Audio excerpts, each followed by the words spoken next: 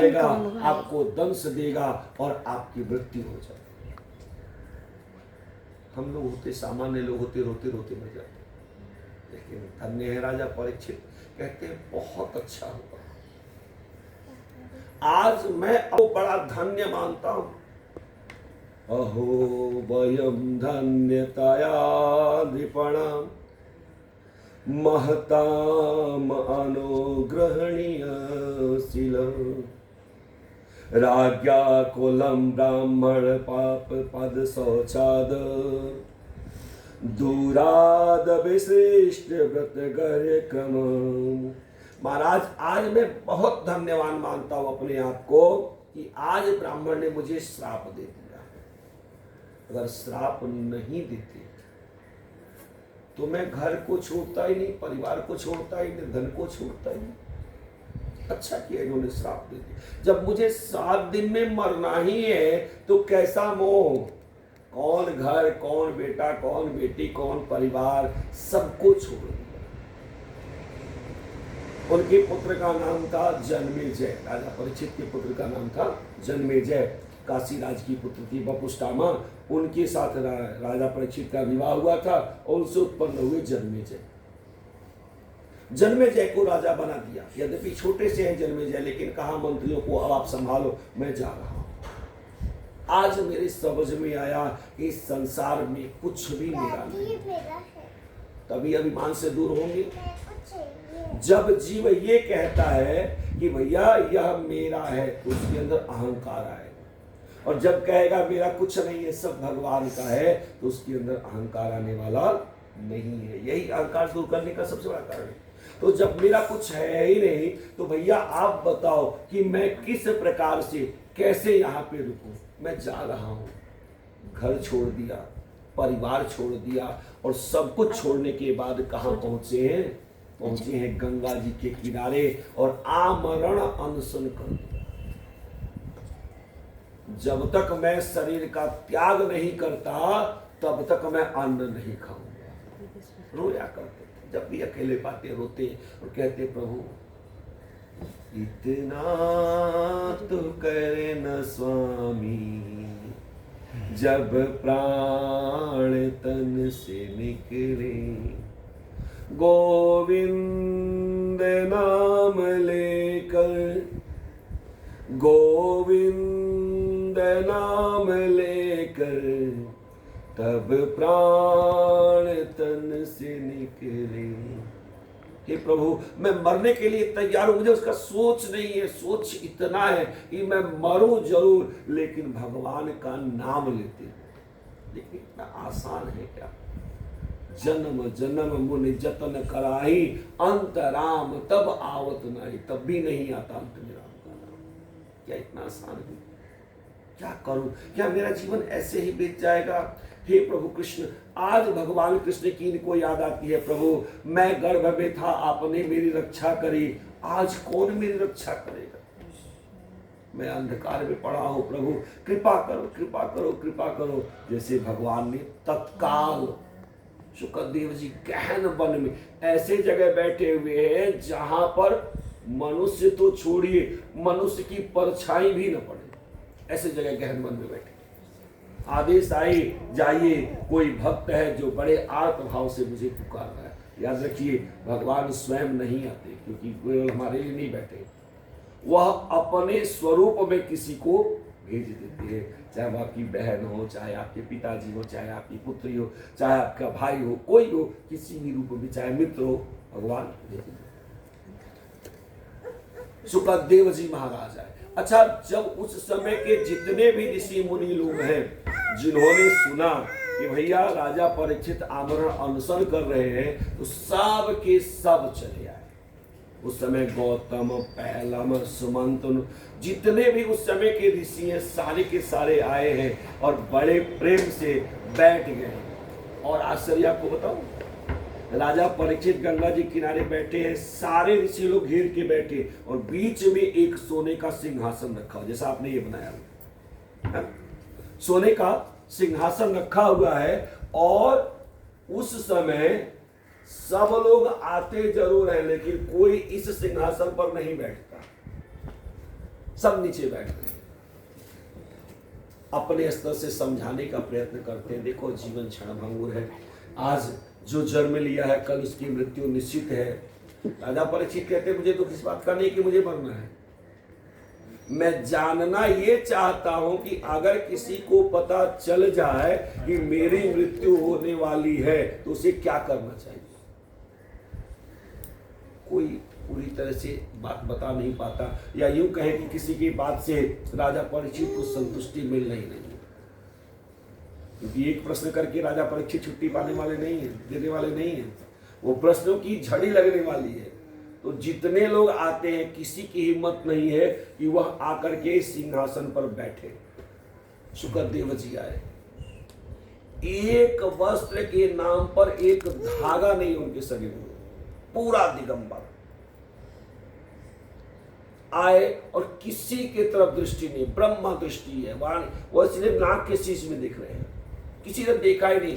सारे लोग उठ करके खड़े हो गए, लेकिन किसी का अभिवादन स्वीकार नहीं किया, कहीं जगह नहीं दिखा उनको बैठने के लिए। वहीं सोने का सिंहासन रखा था, जाके उसी पे बैठे।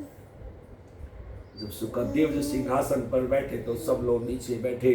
राजा परीक्षित ने पाद्य अर्घ आदि से पूजन किया, और पूजन करने के बाद सुखदेव जी कहते हैं क्या बात है राजन, बड़े भ्रांत चित्त हो, क्या चल रहा है आपके मन में। राजा परीक्षित रोने लगे और रोते हुए कहा कि प्रभु मैं आज किंग कृत्य में विमुढ़ हो गया हूँ, समझ नहीं पा रहा हूँ मैं करूँ तो क्या करूँ, क्या हो गया, क्यों इतने विह्वल हो, बताओ तो सही। कहा मैं कुछ प्रश्न करना चाहता हूँ और कोई उत्तर दे नहीं रहा है, अगर आप दे दे तो बड़ी कृपा होगी। सुखदेव जी ने पूछा क्या पूछना, पूछो। कहते हैं अतः प्रेक्षामि संसिद्धिं योगिनाम परम गुरुम पुरुषेह यत कार्यम म्रियमाणस्य सर्वथा। पूरे भागवत का रूपरेखा यही है। एतत् श्रोतव्यम अथो जप्यम यत कर्तव्यम नृभि प्रभो स्मर्तव्यम भजनीयम वा ब्रूहि यदा विपर्ययम्। मैं आपसे पूछना ये चाहता हूं कि जीव का परम कर्तव्य क्या है, जीव के करने योग्य कार्य क्या है, वो जरा मुझे बताइए। और उस कार्य को जीव कर क्यों नहीं पाता। करना तो चाहिए भजन, भजनीयम स्मर्तव्यम, भगवान का ध्यान करना चाहिए, भगवान का भजन करना चाहिए, परंतु जीव कर नहीं पाता है। वो करता क्या है, उसका विपर्य हो जाता है। जो करना चाहिए वो करता नहीं, और जो नहीं करना चाहिए उसके पीछे भागते हैं। क्यों, उसका कारण क्या है। सुखदेव जी ने कहा कि संसार के सभी लोग नींद में, इनको जगाने की जरूरत है। उठ जाग मुसाफिर भोर भई, अब रैन कहाँ जो सोवत है, जो सोवत है सो खोवत है, जो जागत है सो पावत है। उठ जाग मुसाफिर भोर भई, अब रैन कहाँ जो सोवत है। यह प्रेम करने की रीत नहीं, प्रभु जागत है तू सोवत है। उठ जाग मुसाफिर भोर भई, अब रैन कहाँ जो सोवत है। नहीं जगे तो क्या होगा, नादान भुगत करनी अपनी, नादान भुगत करनी अपनी, ऐ पापी पाप में चैन कहाँ, जब पाप की गठरी शीश धरी, जब पाप की गठरी शीश धरी, तब शीश पकड़ क्यों रोवत है। उठ जाग मुसाफिर भोर भई, अब रैन कहाँ जो सोवत है। तो सुखदेव जी कहते हैं कि इस संसार के प्रत्येक लोग नींद में सो रहे हैं। कहा क्यों? कहा लोगों को लगता है कि परिवार का पालन पोषण करना, बच्चे को पालना, उसी से धर्म हो जाता है। कई सारे लोग कहते हैं ना कि भाई हमने पत्नी का पालन किया, बच्चे का पालन किया, परिवार का पालन किया, तो क्या ये धर्म नहीं है? नहीं, ये धर्म नहीं है। शास्त्र बार बार कहता है ये धर्म नहीं है। आप माता पिता का पालन पोषण करते हुए धर्म है? नहीं धर्म है। तो क्या है? कहा यह कर्तव्य है, ये आपकी ड्यूटी है, ये करना ही है। बिना कर्तव्यों को किए अगर आप कोई भी कर्म करते हो तो उसका फल आपको प्राप्त नहीं होगा। ये आपके जीवन में आए तो इनकी सेवा करना आपका कर्तव्य है, परोपकार नहीं है। परोपकार तब होता है जिससे आपका कोई संबंध नहीं, उसको आपने 2 रुपये दे दिया, उसको आपने एक वस्त्र उठा करके दे दिया, एक रोटी खिला दी, वो परोपकार है। अपने बच्चे का पालन करना, माता पिता की सेवा करना, ये हमारा धर्म है, ये हमें करना ही होगा। अगर नहीं करेंगे तो कोई फल नहीं मिलेगा। सुखदेव जी कहते हैं भाई मेरे, इस संसार के लोग नींद में जी रहे हैं। आत्म तत्व के बारे में कोई सोचता ही नहीं, मैं इस संसार में आया क्यों। जिस प्रकार से घड़े के अंदर जल रहता है परंतु फिर भी घड़े को जल का आभास नहीं होता मेरे अंदर है क्या, उसी प्रकार से परमात्मा हमारे अंदर बैठे हुए हैं परंतु हम उसको समझ नहीं पाते, हम बाहर देखते हैं। मोह को कहाँ ढूंढे रे बंदे, मैं तो तेरे पास में, ना मैं देवल ना मैं मस्जिद, ना काबा कैलाश में। तो मैं तो आपके अंदर बैठा हूं, आप कहां घूम रहे हो? बाहर खोज रहे हो। कस्तूरी मृग में बसत और मृग ढूंढे बन माही, ऐसे घट घट राम में और मन ढूंढे जग माही। भगवान तो हमारे अंदर बैठे हुए, अब कहां खोज रहे हैं उनको? इसीलिए नहीं मिलते। जीव अपने इस बाती महसूस नहीं कर पाता। बहुरूपम इवा भाति माया बहुरूपया, रममाणो गुणस्वस्या ममाहमीति मन्यते। वास्तव में कोई अपने स्वरूप को देखता ही नहीं, वो केवल बाहर देख रहे। तब क्या करें? कहा यही नहीं महाराज, आत्म तत्व विशुद्ध्यर्थ। करना क्या चाहिए? आत्म तत्व विशुद्ध है, उसको देखो। परमात्मा कहाँ है? परमात्मा आपके अंदर है। और आपको आश्चर्य बताऊं, सुखदेव जी कहते हैं सुन लो आश्चर्य क्या है। आश्चर्य है परमात्मा अंदर है जरूर, लेकिन दिखेंगे तब जब बाहर दर्शन करोगे, और बाहर भी तभी दिखेंगे जब अंदर होगा। फंस गए, परेशान हो गए। मेरा परिचित का हमारा समझ में बात नहीं है। तो क्या कहना चाहते हैं आप? सुखदेव जी की बात समझना सबके बस की बात नहीं है, बहुत गहराई समझना पड़ेगा। भगवान कह की बात को सुखदेव जी कहते हैं सुनो। आप मंदिर में जाते हो, मंदिर में जिस प्रेम से आप भगवान के दर्शन कर पाते हो, रोड पे चलते हुए से भगवान के दर्शन आप कर पाओगे? करके बताओ जरा। मान तो चले जाओ, दादर मार्केट में चले जाओ, वहां जरा भगवान का दर्शन करके चले जाओ। जब तक आपका मन बाह्य स्वरूपों में उलझा रहेगा तब तक आप भगवान के दर्शन नहीं कर सकते हो, चाहे कितना भी कोशिश करो। समझ गए? और अंदर अगर आपके पास भगवान आने हैं तो बाहर रूप चाहिए, और बाहर आप मंदिर में बैठ गए, मूर्ति को निहार रहे हैं। मूर्ति के दर्शन करने जाते हैं, सब लोग जाते हैं, क्या दर्शन करते हैं? कभी विचार किया? इसी का संबंध कथा से है। आप जाते हो मंदिर में दर्शन करने के लिए, क्या दर्शन करते हो? कोई बता दे। आप तो जाते हैं बहुत बार, आपसे थोड़ा आसान रहता है इसलिए मैं आपको पूछता हूँ, क्या दर्शन करते हैं? चरण दर्शन करते हैं, मुख दर्शन करते हैं। बहुत सुंदर। वस्त्र वस्त्र जो भी आभूषण जो एकदम बिल्कुल मन की बात आपने कही है। जो मैं कहलवाना चाहता था वो आपने ऐसे ही कहा। वास्तव में इसका जो पाठ करते हैं ना वही है, बंसी विभूषित करा, आपके हाथों में सुंदर सी बांसुरी, नवनीरदाभात, आपका अंग प्रत्यंग एकदम सुकोमल नया नया लगता है। पीतांबरात अरुण बिंब फलाधरोष्ठात, आपका पीतांबर हमारे मन को सुहाता है, बहुत अच्छा लगता है। आपके होठ ऐसा लगता है जैसे कमल की पंखुड़ियां खिली हैं।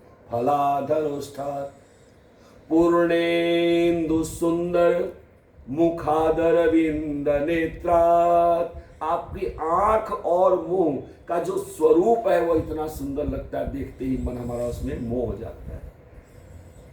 परंतु परम कृष्णात् परम किमपि तत्वम अहं न जाने, हमने सब देख लिया लेकिन हम आपके तत्व को जानते ही नहीं।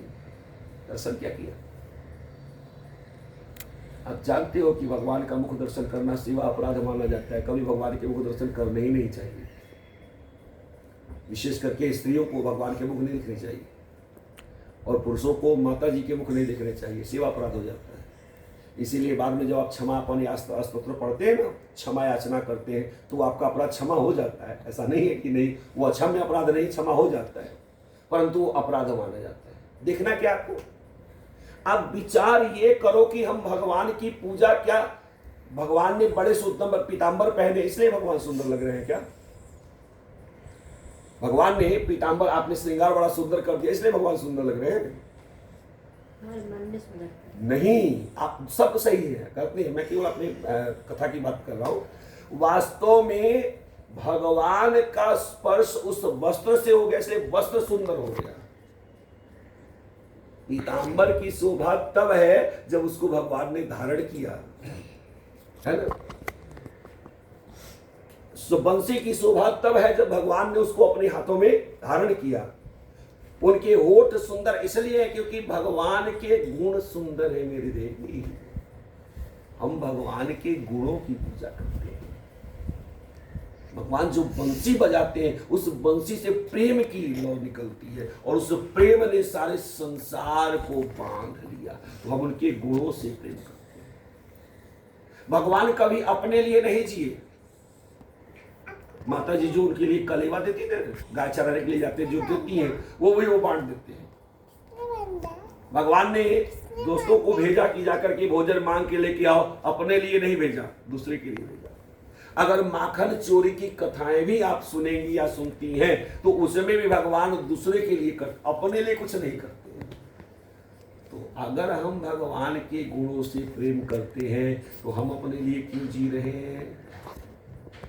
हमें अपने लिए भी जीना नहीं है। इसीलिए कहते हैं आत्म तत्व विशुद्ध अर्थ यदा हम भगवानृतम ब्रह्मणे दर्शयन रूपम व्यलेकम वृतावृतः। आत्म तत्व विशुद्ध है, उसके अलावा कुछ भी नहीं। राजा परीक्षित ने कहा फिर संसार क्यों बनाया भगवान? कहा भगवान की लीला इसलिए बनाया। कैसे बनाया? तो जो आपके दूसरे स्कंद में कथा आती है उसका वही भाव है, सहस्त्र से रेखा पुरुष सहस्त्राक्ष सहस्त्रपात। जैसे भगवान की हजारों आंखें हैं, हजारों हाथ है, हजारों पांव है और उन्होंने अपने हाथ के अंगूठा का जो नाखून है उसके 10वें भाग में पूरे के पूरे ब्रह्मांड का निर्माण कर दिया। क्यों कर दिया? संसार को ज्ञान देने। फिर उन्होंने शब्द की रचना करी, तन मात्राओं की रचना करी, जीवों की रचना करी। ये सारी चीजें भगवान की एक लीला मात्र, ये बताने के लिए कि बिना कर्तव्य किए आप कुछ नहीं कर सकते। कर्म तो करना ही है, बिना कर्म के आपको छुट्टी मिलने वाली नहीं है। सुखदेव जी कहते जो तुम पूछ रहे हो, एक बार रात में पूछा राजा परीक्षित ने कि महाराज जीव को सुख में दुख और दुख में सुख क्यों दिखाई देता है? तो सुखदेव जी कहते हैं जैसा प्रश्न तुमने किया ना, ऐसा ही प्रश्न एक बार विदुर जी ने मैत्रेय ऋषि से कहा था। तीसरे स्कंद में चले जाइए। अब कहाँ चले गए? तीसरे स्कंद में। तीसरे स्कंद में कहते हैं कि जब विदुर जी ने संन्यास ले लिया, संन्यास लेने के बाद संन्यास कैसा लिया है कि पहले उन्होंने धृतराष्ट्र को समझाया। जब भगवान श्री कृष्ण शांति का प्रस्ताव लेने के लिए आए ना, देने के लिए आए कि भाई शांति का प्रस्ताव रखता हूँ और युद्ध समाप्त कर दो, उनका भाग उनको दे दो, तो सबने समझाया, बात नहीं बनी। अंत में विदुर जी कहते हैं धृतराष्ट्र से कि भरी सभा के बीच में कि महाराज याद रखो, ये शांति कोई ऐसा प्रस्ताव नहीं जिस पर विचार किया जाए। शांति आज के युग की परम आवश्यकता है। अगर सुख से जीवन जीना है तो आपको शांति करनी ही पड़ेगी। वो प्रस्ताव नहीं जिस पर विचार कोई किया जाए, प्रस्ताव पर विचार किया जा सकता है, लेकिन शांति परम आवश्यक है। अब सबने सुनी सकी बात तो ठीक है, दुर्योधन के कान खड़े हो गए। दुर्योधन ने खूब खरी खोटी सुनाई, कहा चुपचाप बैठना है तो बैठो, नहीं जाओ यहां से। क्योंकि विदुर जी ने कहा कि महाराज जैसे किसी पेड़ के डाल पर एक उल्लू बैठ जाए तो वो पूरा का पूरा पेड़ खराब हो जाता है, खत्म सूख जाता है, इसी प्रकार से इस हस्तिनापुर के वृक्ष पे एक यह दुर्योधन रूपी उल्लू आके बैठा हुआ है। और बस विचार करिए, दुर्योधन वाला अपने इस विषय में बर्दाश्त करेगा? ऐसी बात बर्दाश्त करेगा? उसने जोर से डांटा कि भाई तुम दास हो, दासी पुत्र हो। क्योंकि जब आदमी को क्रोध आता है तो अपने असली रूप में आ जाता है। ऊपर से चाहे जितना वो कवर किया रहे, लेकिन जब क्रोध आता है तो अपने असली रूप में आ जाता है। दुर्योधन ने कहा दास हो, दास की तरह रहो। अगर मेरे मन का करना है तो यहाँ बैठो, जैसे कृपाचार्य बैठे, जैसे द्रोणाचार्य बैठे, जैसे भीष्म पितामह बैठे, वैसे चुपचाप बैठे रहो। ज्यादा बोलोगे तो मैं जीवान खींच लूंगा। विदुर जी वहां से धीरे से कह भी दिया कि बैठना है तो बैठो, नहीं जाओ, निकल जाओ यहाँ से। विदुर जी चले गए, घर छोड़ दिया, सब छोड़ दिया। और सब छोड़ने के बाद कहाँ चले गए? गंगा जी किनारे एक छोटी सी कुटिया बनाई, एक पर्ण कुटिया, पत्तों की कुटिया बनाई। उसमें एक ऐसा कवर करने के लिए एक दरवाजा हम कह सकते हैं, जो दरवाजा पर्याप्त नहीं है लेकिन दरवाजा मान लीजिए बनाया, उसी में रहते हैं। जो गंगा जी के किनारे घास वगैरह होते हैं उसकी वो उबाल उबाल के खाते हैं दोनों प्राणी। कुछ दिन के बाद जब दुर्योधन को पता चला कि भगवान कृष्ण आ रहे हैं तो इसने सोचा हमारे पक्ष में कोई हमारा पक्ष रखने वाला होना चाहिए, क्योंकि शकुनी से ठीक से बात करेंगे नहीं भगवान, और दूसरा कोई है नहीं जो उनसे बात कर सके। तो विदुर जी को बुलाने के लिए प्रलोभन दिया। विदुर जी के कुटिया में ढेर सारा गाड़ियों से लगा हुआ पकवान, अन्न, घी के डब्बे, वस्त्र, आभूषण सब भेज रहा है। और विदुर जी और विदुरानी दोनों भगवान की एक विग्रह मूर्ति स्थापित की उस कुटिया में और उनकी पूजा करते आए। गाड़ी लेके महाराज ये हमारे राजकुमार ने दिया है और कहा है कि आप चलो अपने भूल के लिए क्षमा याचना करते हैं, ये सब आप स्वीकार करो। मतलब स्वीकार कर लिया, मतलब हमारा संधि हो गया, आप जा सकते हैं। तो विदुर जी ने कहा कि ऐसा है कि मुझे तो ये नहीं चाहिए, हाँ अगर आपको लगता है तो विदुरानी है, उनसे जाके पूछ लो, अगर उनको चाहिए तो ले ले। तो विदुरानी के पास गई तो संजय से विदुरानी आगे विदुर जी के पास पूछा गाड़ी वालों ने कि देवी ये हम रखना चाहते हैं, बताइए कहाँ रखें। तो विदुरानी ने कहा, धन्य है विदुरानी, कहा महाराज एक बात बताओ, आपको क्या मेरी कुटिया में कोई जगह ऐसा दिखता है जहां पर इतना सारा सामान आ जावे? क्या करेंगे हम लेकर? अरे गंगा जी की कृपा से उनके किनारे जो भी हमारे पास साग वगैरह मिलता है उससे हमारा पेट भर जाता है। निवार अन्न होता है, एक धान होता है जो इसको बोना नहीं पड़ता, अपने आप उग जाता है, उसको निवार अन्न बोलते हैं। तिन्नी अभी वहाँ की भाषा है, दूसरे सही वास्तव में, हाँ तो यहाँ शास्त्रीय भाषा उसको निवार अन्न बोलते हैं, जिसको बोना नहीं पड़ता, अपने आप तो वो चीजें हैं और उसको खा के हमारा काम चल जाता है। तो हम काहे के लिए इतना सारा घी, इतनी सारी चीजें रखे? हमें नहीं चाहिए, जाइए वापस कर दीजिए। अब जो वापस कर दिया तो और चिढ़ गया।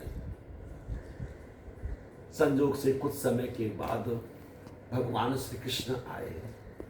भगवान श्री कृष्ण जो आए तो आने के बाद विदुरानी ने सुना कि भगवान श्री कृष्ण आए हैं, तो सोचती है मैंने जीवन में केवल अगर किसी की पूजा की है तो श्री कृष्ण की पूजा। यद्यपि मैं श्री कृष्ण से मिली नहीं हूं, लेकिन उनके गुणों को सुनते सुनते सुनते सुनते इतना आदर का भाव आ गया कि मैं भगवान को ही श्री कृष्ण मानती हूं, तो श्री कृष्ण ही मेरे भगवान है।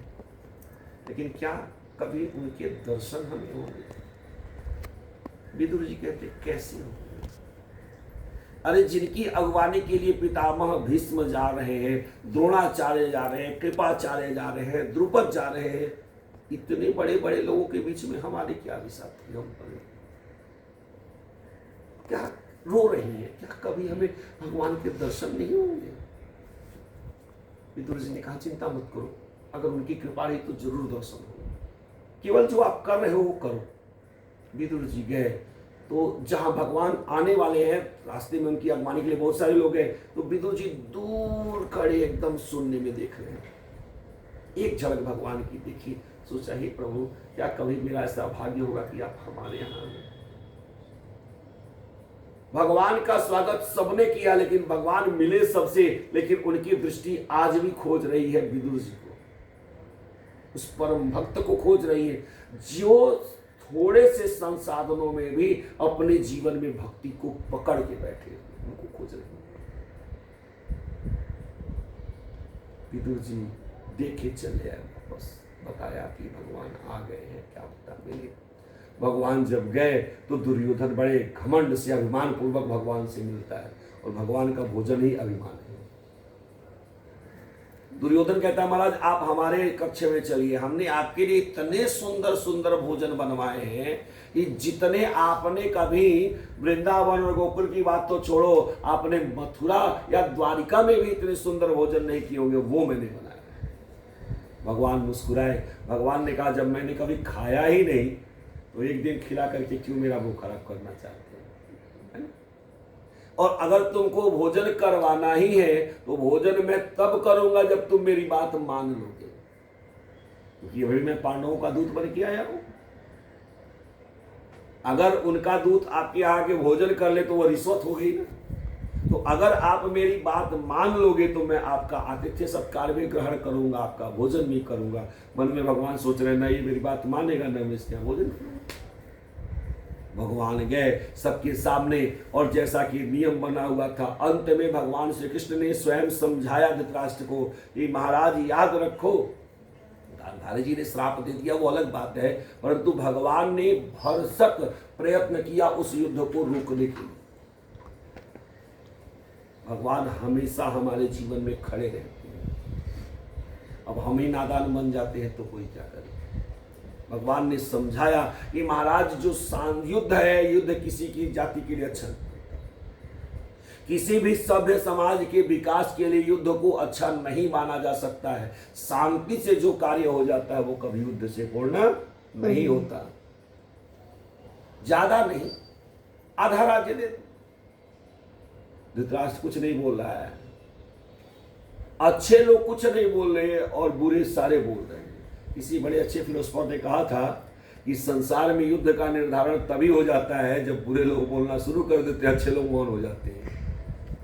बुरे लोगों का बोलना उतना कष्टदायी नहीं होता है जितना अच्छे लोगों का मौन रहना। युद्ध का निर्धारण तभी हो जाता है। तो वहां बुरे लोग बोल रहे हैं, अच्छे लोग चुप हैं, कहा नहीं नहीं हम देंगे नहीं, चाहे कुछ भी हो जाए नहीं देंगे। उनको जाइए भेजिए, पहले वनवास करें, अज्ञातवास करें, फिर उसके बाद बात करेंगे। भगवान ने अंत में कहा कि ज्यादा नहीं, केवल 5 गांव दे दो। नाम बताए गांव के, हालांकि वो गांव सामरिक दृष्टि से ऐसे थे कि पूरे राज्य को कवर कर सकते थे। तो दुर्योधन ने कहा कि महाराज ऐसा है कि बिना युद्ध किए मैं सुई की नोक भर जमीन नहीं दूंगा। भगवान ने कहा जो कहता है मैं कुछ नहीं दूंगा, इसका मतलब वो सब कुछ देगा। जब भी आप किसी के अधिकार को छीनोगे और निर्दयतापूर्ण आचरण करोगे तो एक दिन ऐसा आएगा सब कुछ आपसे छीन जाएगा, आप रोक नहीं पाओगे। इसलिए आपका कर्तव्य है जीवन में थोड़े से में संतोष कर लो, लेकिन कभी किसी के अधिकार का हनन मत करो। जब नहीं माना तो भगवान ने अंत में कहा क्यों अपनी माता शिवभक्तन गांधारी को निपुति बनाना चाहते। दुर्योधन को लग गया मिर्ची। दुर्योधन कहता है अगर दूसरा कोई बोला होता तो कहते, भगवान ने कहा क्या करते, कहा बंदी बनवा लेता, उसको जेल में डाल देता। कहा मुझे बंदी बनाओगे, बनाओ बंदी। एक ही बार विराट स्वरूप दिखाया, सब जो जहां था वहीं स्तंभित हो गए। प्रेम से श्री कृष्णचंद्र भगवान की जय। अब वहां से भगवान आए, भगवान वहां से आए और आने के बाद कहां पहुंचे? विदुर जी की झोपड़ी के पास। विदुर और विदुरानी दोनों आंसू से भीगा हुआ पूरा चेहरा, और भगवान की स्तुति करें, प्रभु कभी तो दर्शन दे दो, कभी तो दर्शन दे दो। क्या प्रभु हमें दर्शन नहीं होंगे? क्या हमारा जीवन ऐसे ही बीत जाएगा? बाहर भगवान आवाज लगा रहे हैं, ओ काका जी, ओ काकी। बोले कौन? अंदर भी भगवान, बाहर भी भगवान। कौन किसको देखे? अंदर को देखे कि बाहर को देखे? नहीं दिख रहा है कोई। भगवान खड़े हैं लेकिन सोच रहे हैं संकोच के नाते कि दरवाजा खुले तो मैं जाऊं, ऐसे अपने मन से कैसे चला जाऊं। लेकिन अंदर खुले तो तब जबकि अंदर वाले भगवान गायब हो। उस समय जब बहुत परेशानी हो गई, भगवान समझ गए कि भाई ये तो ऊहापोह की स्थिति में पड़े हुए, अंदर भी मैं हूं बाहर भी मैं हूं। तो अंदर वाले जब गायब होंगे तब न जीव बाहर को देखेगा। जब अंदर ही हमारे दर्शन हो रहे तो बाहर कोई कौन जाएगा? तो भगवान क्या किए? अपने अंदर की प्रतिमूर्ति को गायब कर दी। जैसे ही अंदर की प्रतिमूर्ति को गायब किए, अब व्याकुल हो गए दोनों, आखिर गए कहां? तो उस समय महसूस हुआ कोई दरवाजे पर है, खोला दरवाजा, देखा भगवान को, ऐसे पैर पे गिरे, ऐसे गिरे, भगवान ने रोक नहीं लिया होता तो पता नहीं क्या हो जाता। भगवान बड़े प्रेम से उनको गले मिलाए। विदुर जी को, विदुरानी को तो होश ही नहीं है, कहाँ बिछाऊं, कहाँ बैठाऊं, क्या करूं, समझ में नहीं आता। भगवान समझ गए ये वो स्थिति है जो प्रेम की पराकाष्ठा है। अपने शरीर का होश नहीं, भान नहीं, कहां पे बैठा है कहां पर नहीं बैठा है। और वहां पर स्वयं एक पीढ़ा रखा हुआ है, भगवान ने उसको लिया और बैठ गए। आवाज लगाई, काकी, ओ काकी।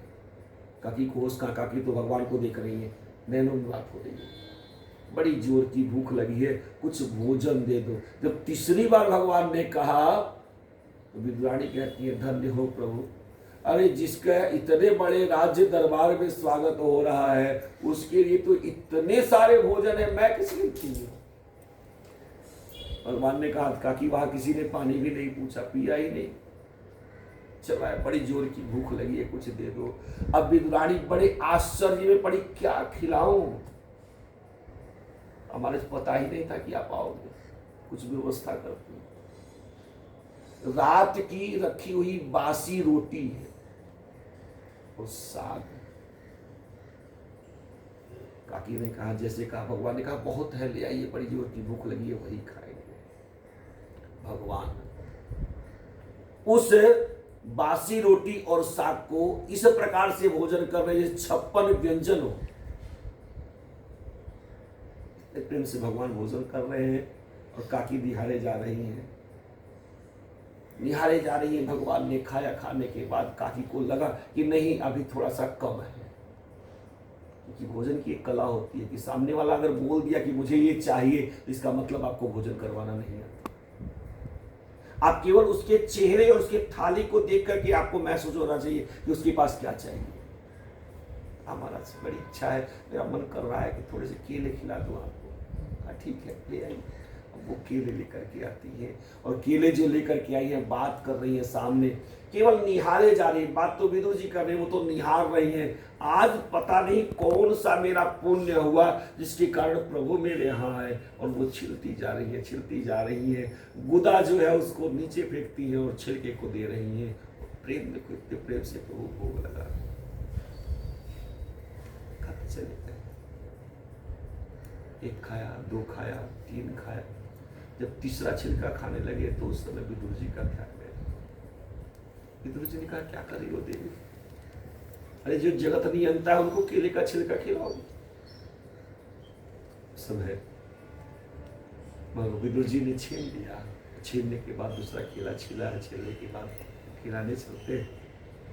और जैसे ही खिलाने लगे भगवान ने कहा कि काका जी जो आपने केला खिलाया ठीक है, पर उसमें उतना स्वाद नहीं है जो स्वाद उस छिलके में। ये हमारे प्रभु की कृपा है। यही हरि भक्त कहते हैं, यही सदग्रंथ गाते,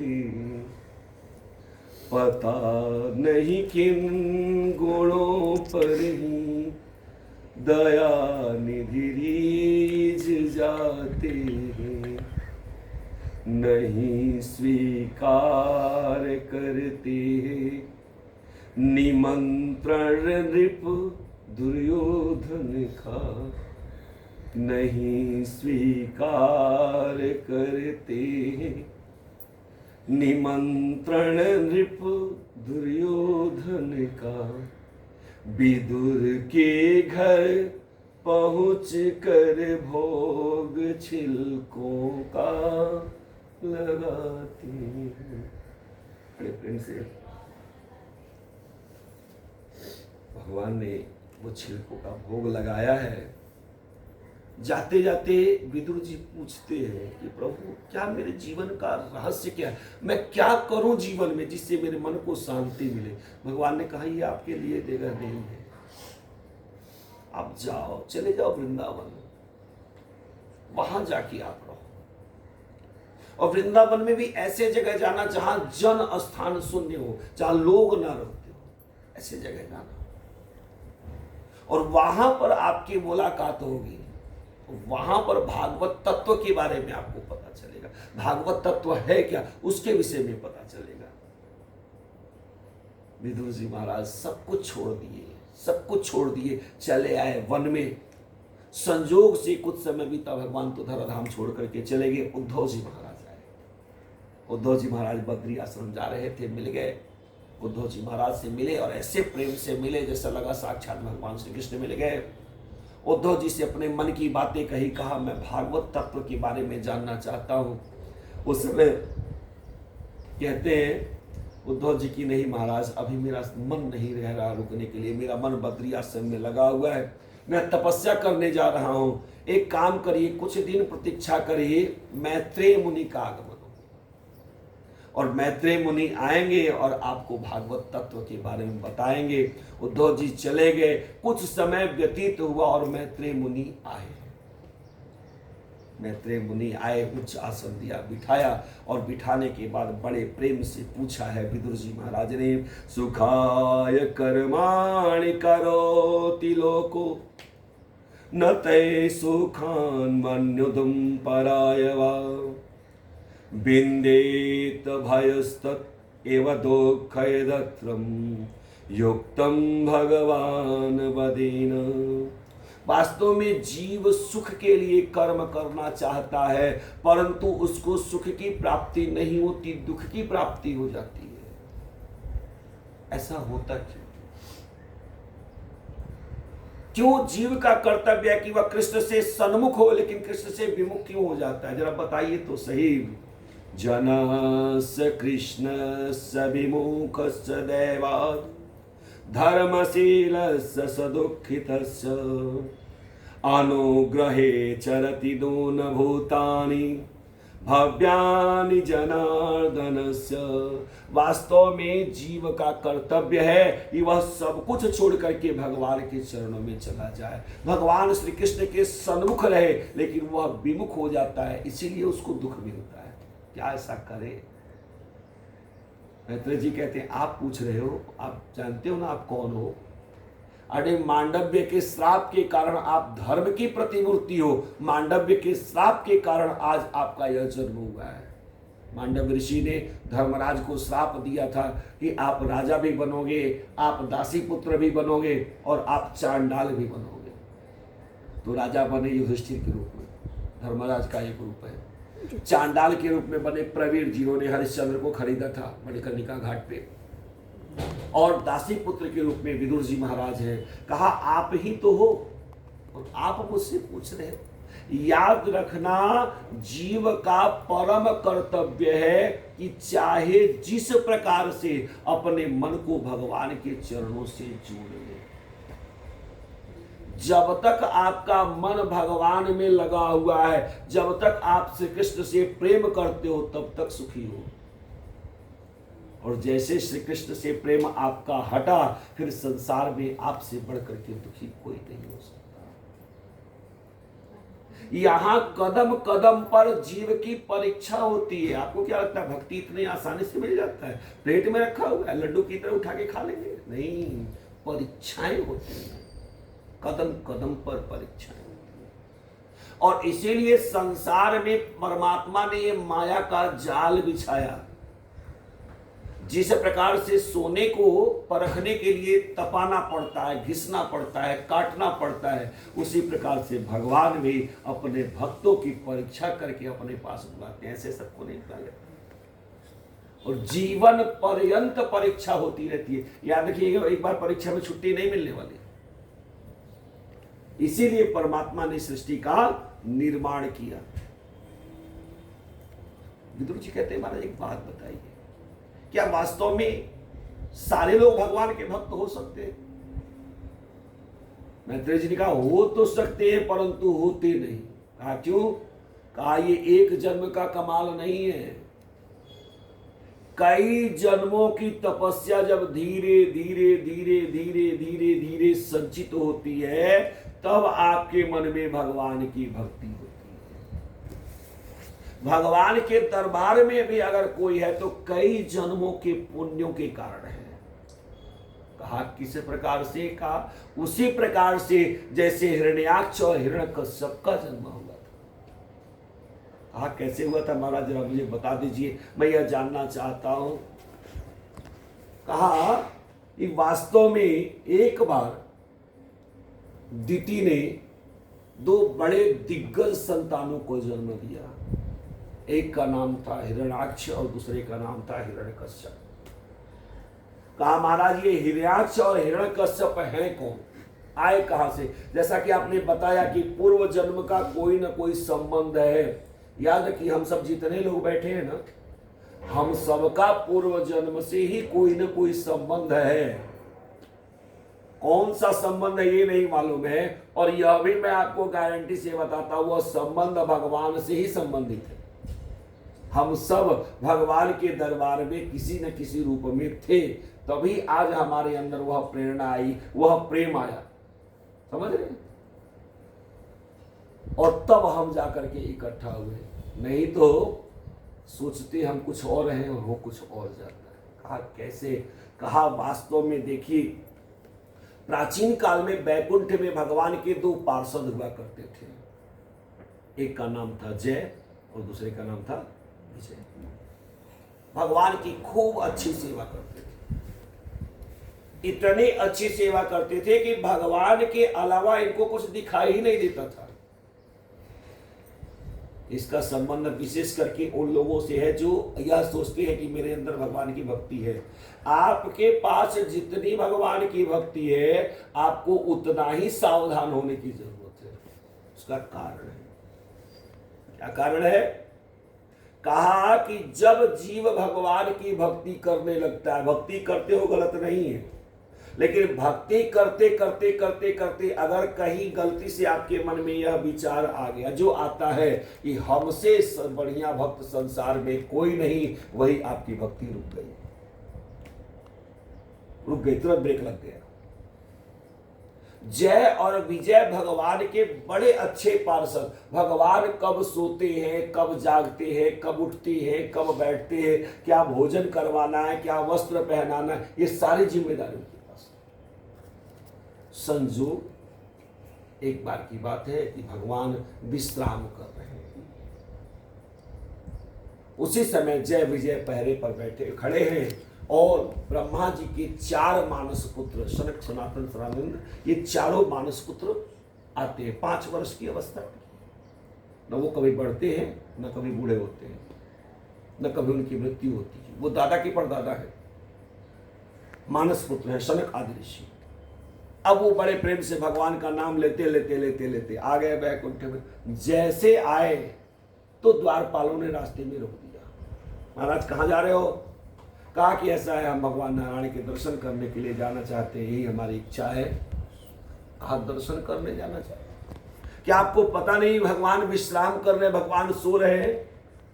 ऋषि लोग हंसे। ऋषियों ने कहा ये बताओ भगवान भी कभी विश्राम करते हैं? अगर भगवान विश्राम करना शुरू कर दिए ना तो फिर संसार खत्म, समाप्त हो जाता है। भगवान विश्राम नहीं करते, हम विश्राम करते हैं। इसलिए हम सोचते हैं भगवान भी विश्राम कर रहे, उनको पाटा बंद कर देते हैं। भगवान विश्राम नहीं करते। वह एक क्षण के लिए भी विश्राम करते ही नहीं है। अगर वो विश्राम, हमें ऐसा लगता है कि भगवान ने अपनी आंखें बंद की, वो आंख नहीं बंद करते हैं। जब ये आंखें बंद होती है तो ये आंख खुल जाती है ना, और जब ये आंखें खुलती है तो ये आंखें बंद हो जाती है। भगवान के तीनों नेत्र हमेशा खुले रहते हैं। भगवान कभी विश्राम नहीं करते हैं। या आप भ्रम में पड़े हुए हो। जय विजय ने कहा चाहे कुछ भी हो जाए लेकिन महाराज हम नहीं जाने देंगे। ऋषियों ने कहा अच्छा ठीक है, दूर से प्रणाम कर लेंगे, इतने दूर से आए हैं दर्शन करने के लिए, दूर से प्रणाम कर लेंगे, कोई शोर नहीं करेंगे, चले आएंगे। लेकिन जय और विजय मानने वाले नहीं है। जैसे मंदिर में जब लोग रहने लगते हैं ना तो वो अपने आप को भगवान से कम समझते नहीं है। अगर इसका अच्छा अनुभव करना हो तो आप कभी चले जाइए मुंबा देवी, कभी चले जाइए गणपति मंदिर में, कहीं भी चले जाइए, वहां पे जरा उनको बोल दीजिए भैया थोड़ा हमको पहले दर्शन करवा दो, फिर देखिए क्या करते हो। या अगर मंदिर का पट बंद हो गया उस समय आप पहुंचिए और कहिए जरा दर्शन करवा दो, फिर देखिए क्या होता है। वही स्थिति है। आप स्थिति यह बनी कि बार बार इन लोगों ने कहा कि महाराज केवल दर्शन करने दो, केवल दर्शन करने दो। जब नहीं करने दिया, कहा छोटे बच्चे हो, तुम लोग बार बार वाचलता करोगे, भगवान का नींद भंग हो जाएगा, इसलिए मैं दर्शन नहीं करने दूंगा। अंत में ऋषियों ने श्राप दे दिया। कहा जिसके मन में इतना भेद बना हुआ है, यह छोटा है, यह बड़ा है, यह लंबा है, यह नाटा है, यह धनी है, यह गरीब है, यह छोटा है, तो ऐसे लोगों को बैकुंठ में नहीं रहना चाहिए। बैकुंठ का अर्थ है कुंठा रहित जगह, वो है बैकुंठ। और आप ऐसे जगह में रहने के बाद, भगवान के पास रहने के बाद भी अगर आपकी दृष्टि में भेद बना हुआ है। हमारे यहाँ एक बुजुर्ग हुआ करते थे, वो छोटे से बच्चे को, चाहे वो किसी भी कास्ट का बच्चा हो, उसको कभी तू करके बात नहीं करते थे, उसको भी आप करके बात करते थे। हम लोग बहुत छोटे छोटे से थे, जैसी आपकी बच्ची है ना वैसे छोटी बच्ची, छोटे हम लोग हुआ करते थे। जब जाते थे उनके पास प्रणाम करने के लिए, हमारे वो भाई लगते थे, तो उनको प्रणाम करने के लिए जाते थे, तो उस समय भी आप करके आई आई बैठी बैठी बहुत दिन बाद आपको देखा, जैसा होता है जैसे कि कई सालों से पिछड़े हुए मिल रहे हैं। तो ये स्वभाव होता है। तो अब यहाँ पर ऋषियों ने कहा कि जिसके अंदर यह भेद बना हुआ है कि यह बालक है, यह बड़ा है, वह बैकुंठ में रहने लायक नहीं है। जाओ, हम आपको श्राप देते हैं, आपका पतन हो जाएगा। जिस परमात्मा से इतना प्रेम करते हो, उसी परमात्मा के प्रति आपके मन में शत्रुता का भाव आ जाएगा। श्राप दिया, सूर थोड़ा ज्यादा हो गया तो भगवान अपने चले आए। भगवान जब आए तो देख रहे हैं, अच्छा श्राप सनक आदि ऋषियों ने दिए, जरूर दिया, लेकिन इनको भी लगा कुछ अपराध हमसे हो गया है तो सब नीचे कर दिए। भगवान आए, भगवान ने जब सारी स्थिति को देखा, इधर जय विजय रो रहे हैं, उधर इनका चेहरा लटका हुआ है, तो भगवान ने कहा देखिए इनका दोष नहीं है, ये वास्तव में मेरे इतने अच्छे पार्षद हैं कि यह अपना सब कुछ मेरी सेवा में ही लगा दिए, तो इनको मेरे सेवा के अलावा कुछ दिखाई देता नहीं, इसलिए उन्होंने रोका। जब भगवान कहेंगे तो ऋषि लोग क्या करेंगे? ऋषि लोग तो और लजा गए। ऋषियों ने कहा हमारा बड़ा गलती हो गया, हम समझ नहीं पाए, अरे हम भी भक्ति कर रहे हैं, वो भी रोक रहे हैं, वो भी भक्ति का एक रूप है, परंतु हमारे अंदर क्रोध आ गया, हमने उनको श्राप दे दिया। अब क्या करें, इस श्राप के लिए करें क्या? भगवान ने कहा एक काम करो, चले जाओ बद्री आश्रम और जाओ और वहीं पर जाकर के तपस्या करो, तभी जाकर के आपका पाप कटित होगा। उनको शनकादि ऋषियों को भेज दिया। जय विजय रोए जा रहे हैं, प्रभु जब तक हम आपका दर्शन नहीं कर लेते तब तक जल भी नहीं पीते। क्या करें, कहाँ जाएं? और आपसे अलग होकर के तो हम जी ही नहीं पाएंगे, हम चाहते ही नहीं। हमारा यह शरीर रहे ना रहे, हमारा अस्तित्व रहे या न रहे, लेकिन हमारा मन आपसे जुड़ा होना चाहिए। भगवान ने कहा चिंता मत करो, जितने जन्म लोगे, ऋषियों ने श्राप दिया 3 जन्म तक तुम्हें राक्षस योनि में जन्म लेना पड़ेगा। जितने जन्म लोगे उतने जन्म में किसी न किसी रूप में तुम मेरा चिंतन करोगे, और तुम्हारे मुक्त करने के लिए मैं स्वयं धराधाम पर आऊंगा और मनुष्य का रूप धारण करके मैं तुमको मुक्त करूंगा। इस प्रकार से भगवान ने सबको आशीर्वाद दिया और सबको अपने अपने स्थान पर दिया। वही जय और विजय। एक बार की बात है, महर्षि कश्यप की कितनी पत्नियां हैं? विचार चल के ध्यान नहीं होगा, चलिए याद कर लीजिए। महर्षि कश्यप की 13 पत्नियां हैं। उसमें से एक का नाम है दिति और दूसरे का नाम है अदिति। दिति से राक्षस प्रकट हुए और अदिति से देवता प्रकट हुए। दोनों बहनें सेम है, एक जैसी है, पिताजी भी एक है, अंतर केवल टाइमिंग का है, जिसके कारण एक घर में देवता पैदा हो गए और एक घर में राक्षस पैदा हो गए। एक बार दिति ने महर्षि कश्यप की खूब अच्छे से सेवा करी। जब सेवा करी तो कश्यप जी प्रसन्न हो गए। कश्यप जी ने कहा क्या चाहिए, क्यों चाहिए, मांग लो। तो कहा मैं चाहती हूँ महाराज, मुझे आप ऐसी संतान जो देवताओं का दुश्मन हो, शत्रु हो, देवताओं को परास्त करने वाला। कश्यप जी ने कहा देवी आप मांग तो अनुचित ही रही हो, परंतु पति का कर्तव्य है कि पत्नी की इच्छा का सम्मान करो। लेकिन याद रखो, इस समय जो आप मांग रही हो यह समय अनुकूल नहीं है, ये गोधूली बेला है। गोधूली बेला समझती हैं? नहीं, शाम को 7 बजे से 6 बजे से लेकर के और 7:30 बजे का समय जो होता है वो गोधूली बेला होता है, जब दिन और रात्रि का संयोग होता है, जिसको सायंकालीन कहते हैं। समझ रहे? गोधूली इसलिए कहा जाता था क्योंकि उस समय में गाय जो चरने के लिए गई हैं जब आती थी तो उनके चलने से धूल उड़ती थी, तो इसलिए उसका नाम पड़ा गोधूली बेला। समझ रहे हैं? गोधूली बेला, गाय के चलने से जब धूल उड़ती है उस समय तो वो गोधूली बेला होता है। तो आमतौर पे अलग अलग जगहों पे अलग अलग समय हो जाता है, कभी 5:30 से 6:30 हो जाता है, कभी 6 से 7 हो जाता है, कभी 7:30 तक हो जाता है, लेकिन टाइम लगभग यही है। मोटा मोटी 5 से लेकर 7, जब तक आपके यहाँ दिया बत्ती नहीं हो जाता भगवान के आगे, तब तक का समय गोधूली बेला कहा जाता है। और उस समय आपको कोई भी ऐसा कार्य करने से बचना चाहिए, जैसे सोना। उस समय अगर आप सोते हो तो आपके ऊपर लक्ष्मी की कृपा कभी नहीं होगी। उस समय अगर आप भोजन करते हो तो समझ लो आप ब्रह्म हत्या के दोषी हो, अनजाने में कर रहे हो, कोई जानबूझ। दूसरी बात क्या कहा, उस समय अगर आप और अन्य कर्म, सांसारिक कर्म करते हो तो जो संतान उत्पन्न होगी वह राक्षस संतान उत्पन्न होगी। उस समय अगर आप पानी पीते हो तो भी आपको ब्रह्म हत्या का दोष लगता है। इसलिए विशेष करके 6 से 7 का जो समय है, अगर बच सके तो बचा लेना चाहिए।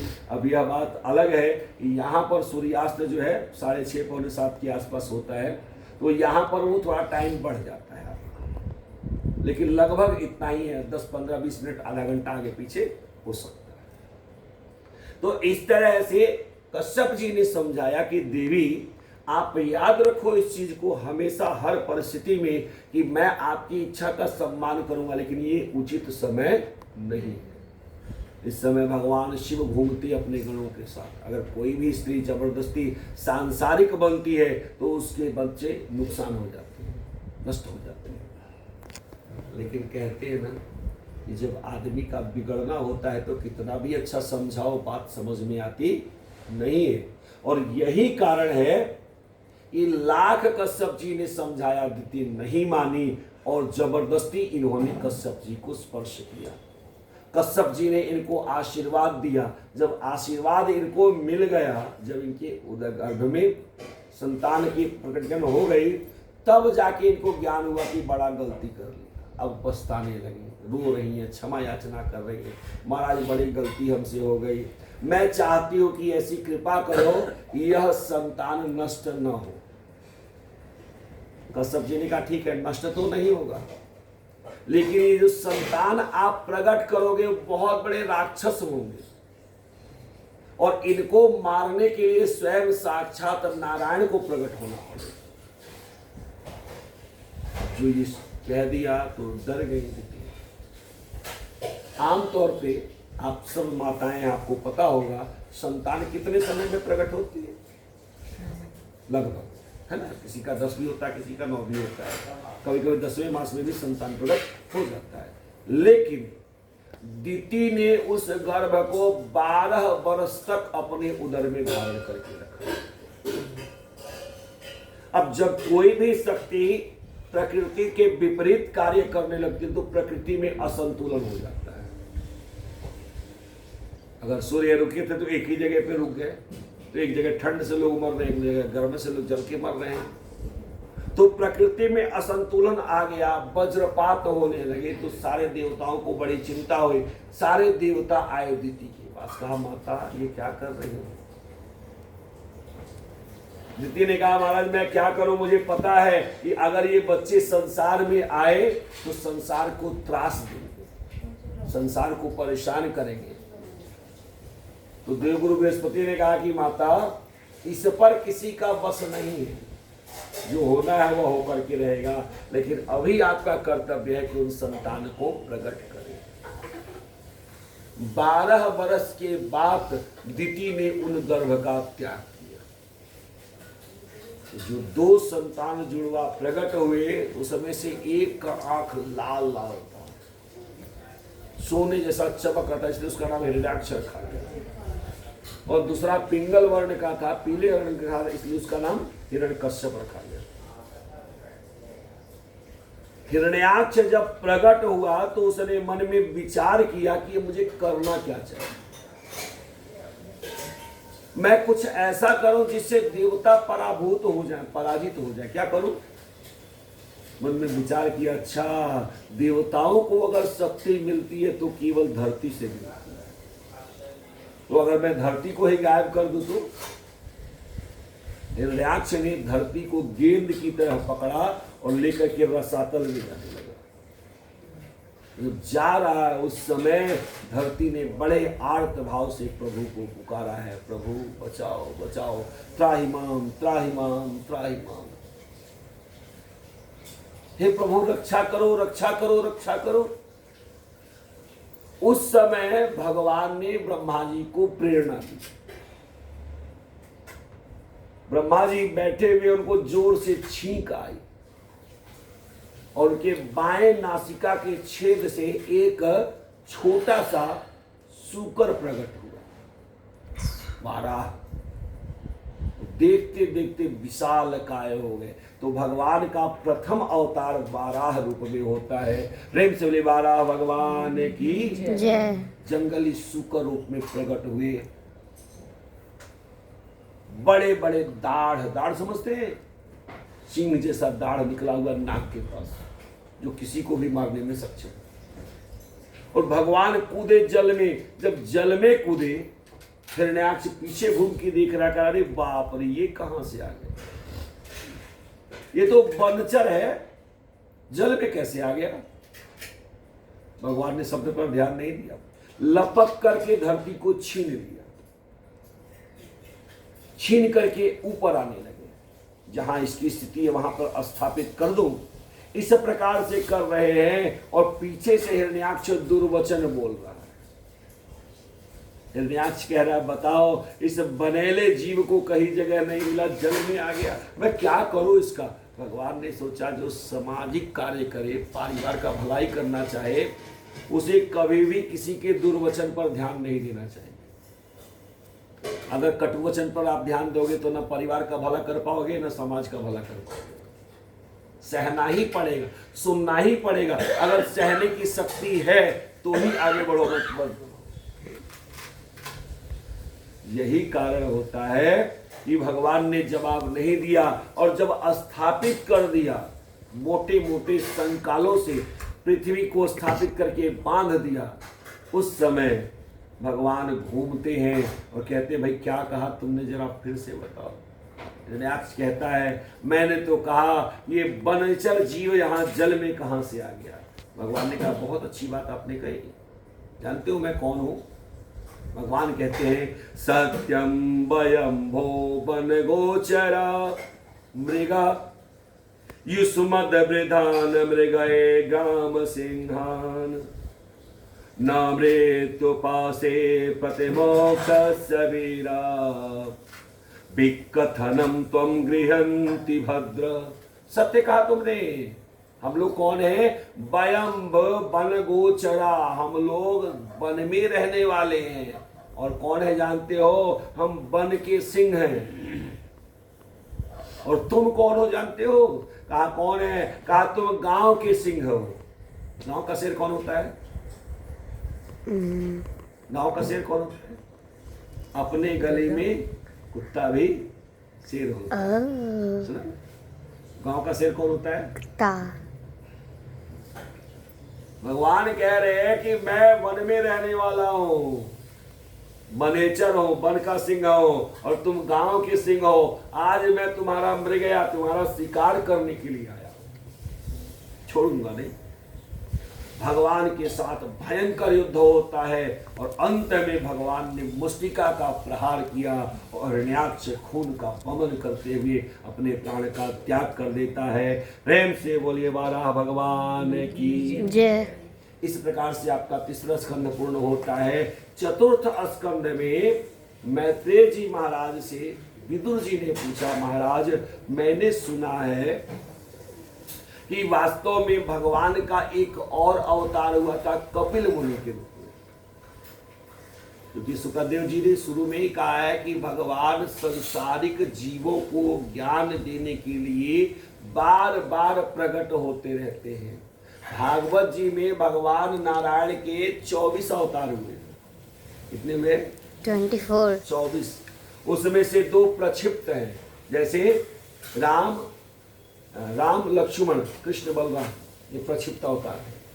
तो 22 अवतारों की गणना की गई है। वह 22 अवतारों को बार बार यहाँ पर सामने लाया जाना है। तो पूछा विदुर जी महाराज ने मैत्रेय से कि आप मुझे बताओ कि किस प्रकार से भगवान कपिल मुनि के रूप में प्रकट हुए और कैसे उन्होंने सांख्य शास्त्र का उपदेश दिया। यह भी आप हमको बता दो, यही भी हमको समझा दो, बड़ी सुनने की इच्छा है। और उस समय बताया है संसार का विस्तार करते हुए कि महाराज मनु और शतरूपा से सृष्टि का विस्तार हुआ।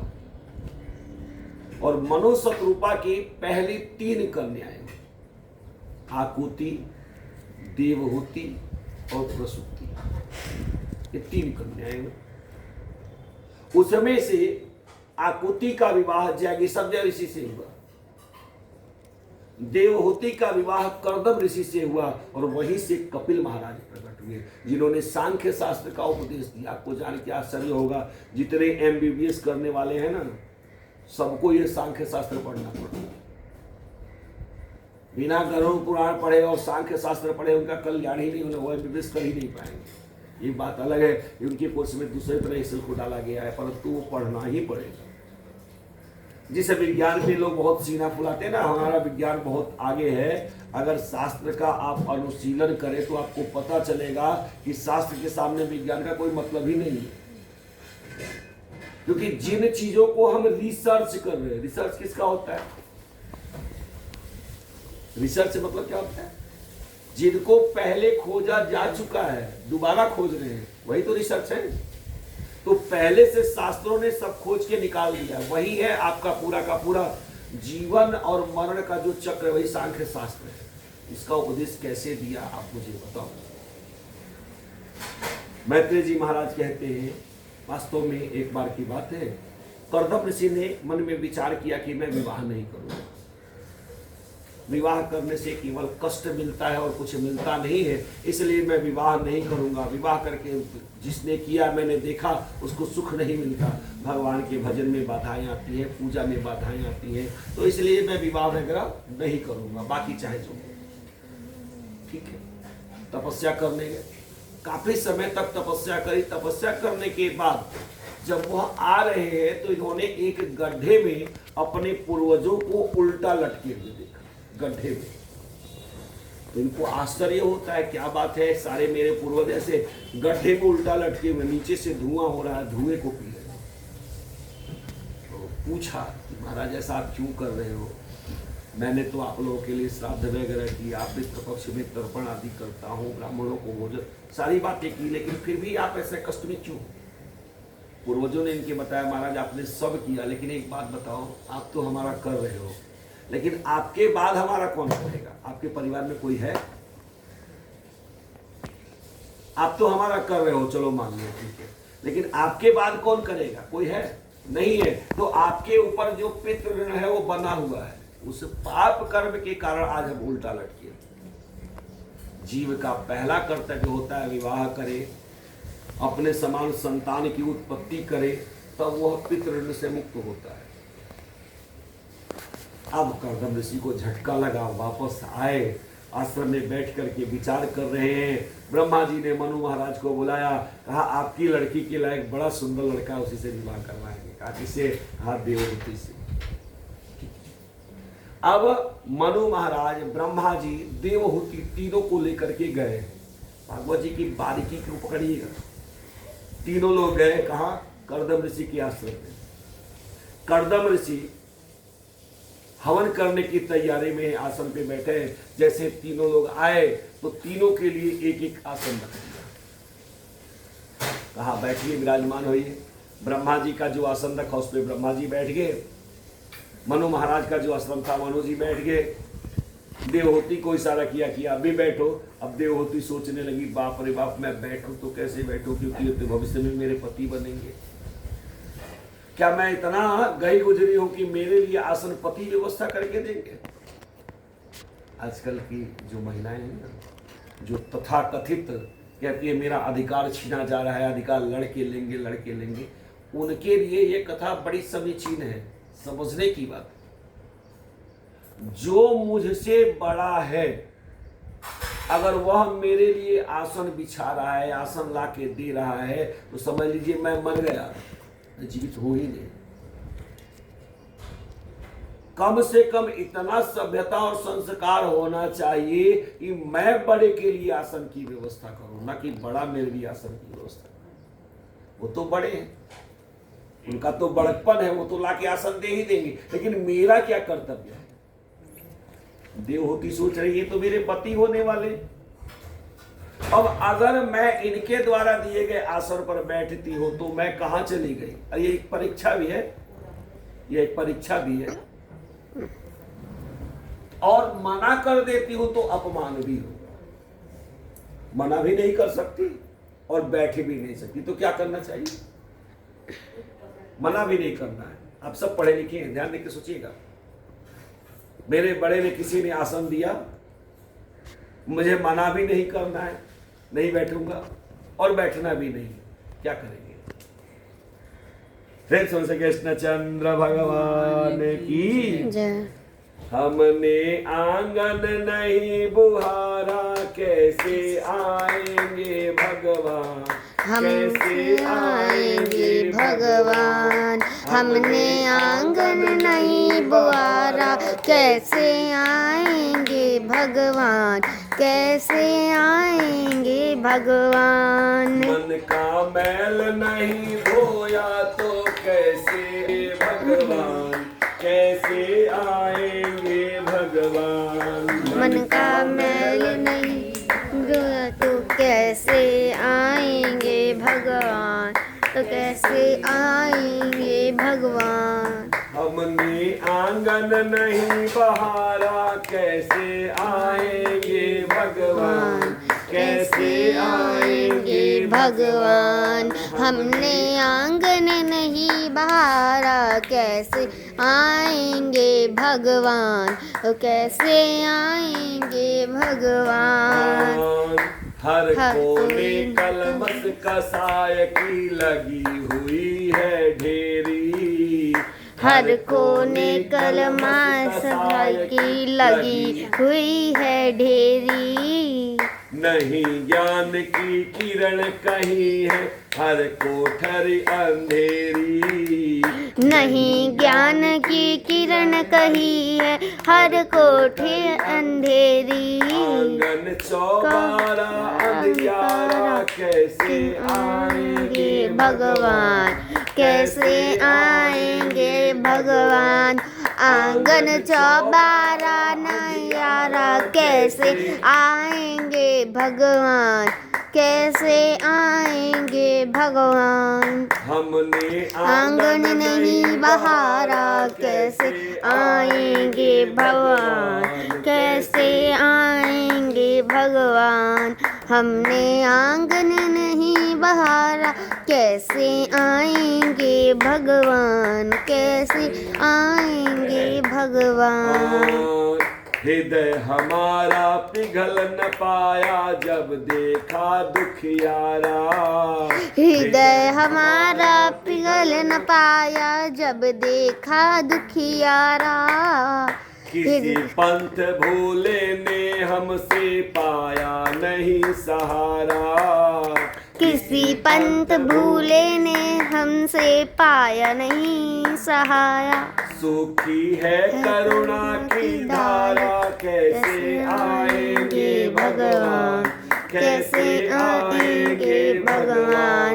सूखी है करुणा की धारा कैसे आएंगे भगवान, कैसे आएंगे भगवान। हमने आंगन नहीं बहारा कैसे आएंगे भगवान, कैसे आएंगे भगवान। हमने आंगन नहीं बहारा कैसे आएंगे भगवान, कैसे आएंगे भगवान। अंतर का पट खोल देख लो ईश्वर पास मिलेगा। अंतर का पट खोल के देख लो ईश्वर क्या मिलेगा। हर प्राणी में ही परमेश्वर का आभास मिलेगा। हर प्राणी में ही परमेश्वर आभास मिलेगा। सच्चे मन से नहीं पुकारा कैसे आएंगे भगवान, कैसे आएंगे भगवान। सच्चे मन से नहीं पुकारा कैसे आएंगे भगवान, कैसे आएंगे भगवान। हमने आंगन नहीं बहारा कैसे आएंगे भगवान, कैसे आएंगे भगवान। हमने आंगन नहीं बहारा कैसे आएंगे भगवान, कैसे आएंगे भगवान। निर्मल मन हो तो रघुनायक सबरी के घर जाते। निर्मल हो मन तो रघुनाथ शबरी के घर जाते। श्याम सूर की बाह पकड़ते साक विदुर घर खाते। श्याम संग के साह पकड़ते सात विधुर के खाते। पर हमने नहीं विचारा कैसे आएंगे भगवान, कैसे आएंगे भगवान। इस पर हमने नहीं विचारा कैसे आएंगे भगवान, कैसे आएंगे भगवान। हमने आंगन नहीं बहारा कैसे आएंगे भगवान, कैसे आएंगे भगवान। हमने आंगन नहीं बहारा कैसे आएंगे भगवान, कैसे आएंगे भगवान। मन का मैल नहीं धोया तो कैसे आएंगे भगवान, कैसे आएंगे भगवान। मन का मैल नहीं धोया तो कैसे आएंगे भगवान, कैसे आएंगे भगवान। प्रेम से श्री कृष्ण चंद्र भगवान की जय। वास्तव में होता क्या है, हमें आपका मान भी रखना है और धर्म की रक्षा भी करनी है। देवहूति ने किया क्या, खड़ी रही और अपना हाथ आसन पर रख दिया।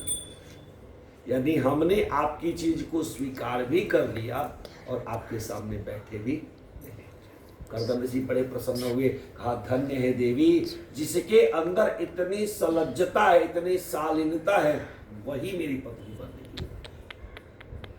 मनु जी ने कहा, ब्रह्मा जी ने कहा कि महाराज ऐसा है, हमारी ये नातिन है, हम इससे विवाह कराने के लिए लेके आए हैं और आप विवाह करो।